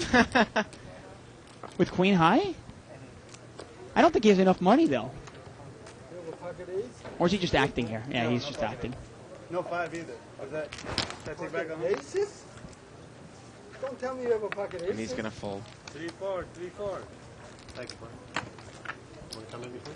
$10? No, after. Okay. Lines, please. Thank you. I'll talk to you. Small. And Now, seat 3, that's Nathan again. He's back in the game. well, we're going to see another chip count here coming up. And Hav, You must have had nothing, Brian. Dave, he's like the big winner of the night. Oh, definitely. For sure. Midnight there, Hav Alabas. Yeah. Quick, let's want to go through this. Hav, yeah, there you go, 6,500. I think he started the night with 3,000. Yep. So he's up That's a over pre- 3,500. Pretty good day for 5-10 no limit game. Yeah. Say that. And Tommy, steady but sure. Tommy started the night with about 2,300, up 1,000. Quietly goes around his business. He'll never be the big winner in a night, but he'll almost always win. Actually, I did well considering I was an hour late. Pot is limped around here. 8-7-4 rainbow. I always. Hav has ace-8 here. And it got checked around. He checked it from early position. The turn is a king, and that's going to hit. Hits 2 players actually. Hits Brian hits and Beth. Yep, and Brian. And that's one of those times where you check it up front, ace-8, and then when a king comes, you're kind of done with it. You go, okay, well, I missed my chance. And Beth and Brian both have the same hand. Well, feel like the Brian's, getting run over here. I think he feels like. I wouldn't be surprised if he raises here with the king 9 on the turn. 75. Beth bet 75. Beth plays it as straightforward as anybody. She checks when Brian's just going to call. She almost always bets her hands. Rarely have I seen a bluff out of her. Actually, I haven't seen one all night. And the river's a 10. It's a third diamond. What are you asking? Well, they both have straight draws now. Dave, I want to say the pot's about $200. $200. And I believe she checked to him. She's checked? Yeah. Show me your king. Go. Show me your king. Okay, check. Chop it up. Then I kick her. No, get the fuck out of here. Time. Actually, she I'm going all in, so I don't care. Do you check? She checked. He checked. Beth, you got to turn your 2 cards over. He checked. Oh, okay. I don't think he knew that he checked. Chopped it. Oh. Oh, wow. He gets me so upset. So upset. Tony, when I have a hand like that, Wow, Brian was scared there. It looked like he was. I'd be scared too. Hey, you know what, folks? I think this next hand is going to be the last hand of the night. Yeah, things might start getting violent. Wow. you're so mean to me. You're so critical. Looks like she went to hug him, and Brian was like, "Oof, Yeah. away from me." 100. Ace queen here, seat 4. Right? Uh-oh. Raise. Hov's got ace queen, but Tony's got kings. Oh, wow. Now, if Hov's been paying attention at all, he'll know not to give any action to Tony. Yeah. I'm happy with the pot. And look at this. He's going to muck. He's going to muck ace queen. What was the raise by Tony? Tony raised under the gun. For what? I'm first up for what? How much did he raise to? To $50, is it? I don't want to go. Let's go to a 500 tip. Wow, and I can't. No. We're trying to get confirmation on the raise size here. Tony raised under the gun, and yeah. Trying to find out exactly what the raise was. Wow, 749 here. It was a $100 raise by Tony, and Brian called. And Hov mucked the ace queen on the button. Well, that's Mucked just playing the player. Yeah, With absolutely. Tony raising under the gun, $100. Look at this. Check, check. Check, check. And Brian's picked up an open-ended straight draw now. Tony did not bet the flop. Trying to induce a bluff here? Well, he might get himself trapped. $200 pot. Again, Hov is very, again, playing astute. Mucks the ace queen. I guarantee if Brian makes that raise, Hov calls. And we got a $300 bet here by Brian. Well, Brian's picked up a lot of outs here. Any 3, any 8, or any 6. He's got 10 outs now to the river if Tony calls. I just don't understand the way Tony played the hand. And he's going to move all in. He throws a $1,000 chip in there, and Brian calls. Oh, wow. And Brian needs 1 of 10 cards. And the river is a 9, and that's no good. And Tony is going to take it down there with kings. Bye, Brian. And I think Brian's out of there. Yeah. And that is going to do it for us, folks, tonight. Well, it was always a pleasure, Dave. Hey, come back here. We're not done Okay, yet. I'm sorry. I was trying to get out quick. Well, Get in the stick game. around for tomorrow night's game. It's Bluff Night. We're going to be giving away an iPod Nano. Mine. To the best bluff of the night, monogrammed and engraved with your name. So, if you're interested, come on down, get your name on the board. So, for everyone here in the booth, I'm Bart Hansen for David Tuckman. Good night, everybody, from Live at the Bike.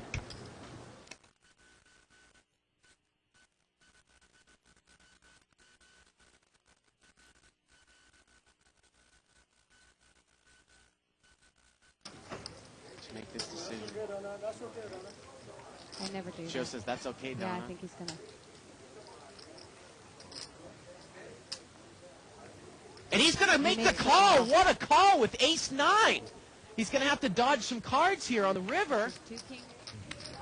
4. Got a call there by Bruce Parker, and Joe Wynn's going to call a king-jack, and here we go. That's what happens here. Wow, king 10-8. Joe's got him out-kicked. Let's see how this one plays out. And Bruce has got a lot of chips there, and he gets checked to Bruce, and he's going to bet with top pair. Excuse me, he's got an open-ended straight draw. I'm sorry. Joe has the top pair there. He bets 2,000, and Joe just makes he the just call. calls. Yeah. Just calls. The pot's now about $5,000. The turn's a 9, and there you go. Bruce has got the straight. All in and a call. And Bruce moves all in, and Joe calls. And if he dodges a card, it's an ace on the river. And look at that. Queen Jack is going to take it down. I think Bruce just busted Joe Wynn just like that. And pocket aces here for Diablo. A couple people have limped. And he's going to make it 500 to go. Now, seat 6 there, Barry Woods, he's got ace-jack offsuit, and he has a lot of chips. So let's see if he comes in. Well, he likes ace racks. He probably will And look at this, he's ace going to jack. play ace-jack. Joe Wynn's got pocket 3s. And Hassan's going to come in with 4-7 of diamonds. Quickly, a $2,000 pot, Diablo with pocket aces. Oh, wow, Jack, 10-6, couple diamonds. Hassan has a flush draw, ace-jack for Barry Woods. And Wow, Diablo has the overpair with the ace of diamonds. And Barry's going to bet 1,500 here. Now, it's interesting. I don't think Diablo is going to ever lay this down in a million years, but if Hassan were to ever raise here with a flush draw, would Diablo ever go over the, fold aces? I think Diablo's going to go all in here. He's got pocket aces. Again, 10, Jack, 6 on the flop. I would imagine he's grabbing all his chips there. Yeah. There you go. And he's going to move all in. He's going to move all in here. $1,500 bet by Barry. We have a call by Hassan, and Diablo is all in for probably about $4,500, it looks like. Or excuse me. We're going to count it down right now. 25 more. 25 more. So, again, $4,500 total. 2,500. Boy, the pot now is Barry $9,500, calls. $2,500 to call, and Barry calls, and Hassan's got the flush draw. That's a $12,000 pot, and now Hassan calls. $13,500 pot. There's going to be money on the side between Woods and Hassan Habib. Let's see the two. That's $1,000 into a $1,200 pot. And Barry makes it all in. He's all in for, looks like about 3,100. 3,100? A little more than. Okay. We'll get a 32. 3,200. So that's 3,200 plus. And look at this. The flush draw on the other end is going to call Tam. And let's see what Bruce does with his flush draw. Well, Bruce has to, get his chips in there now. I mean, it's about 30. It's only another 2,000 for. And Barry's got to be hating this, but both players have flush draws, so he's. It's only another 2,000 for Bruce to more call. likely for his hand to hold up here. And the pot's like $9,000 here. So Bruce is getting over 4-to-1 odds. Tam just has to think. Tam moves all in, and Bruce calls. And Tam moved all in there, and Bruce called. Wait a minute. Or did Tam just call and Bruce moved all in? No, I just remember. Bruce is the one that moved all in. So Bruce has moved all in. I don't think he wanted to move all in, Shirley. I think he made a mistake there in seat 5. I don't think he wanted to move all in. And now Tam, he didn't realize that he had money behind, I guess. He didn't realize that he I don't took know. He had $30,000 off the table. This is really strange. And now Tam has to think. I mean, Bruce has moved all in for an essence of $30,000.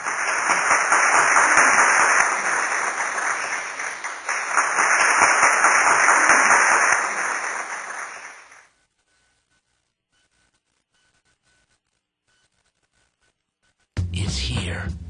It's big. And it's closer than you think. It's not a tournament. It's what you don't see on TV. The cash is real. The stakes are high. They bet big. They win big. They lose big. High stakes live action poker. Live at the bike. Watch it live on the web or play it if you dare at the Bicycle Casino right here in Los Angeles.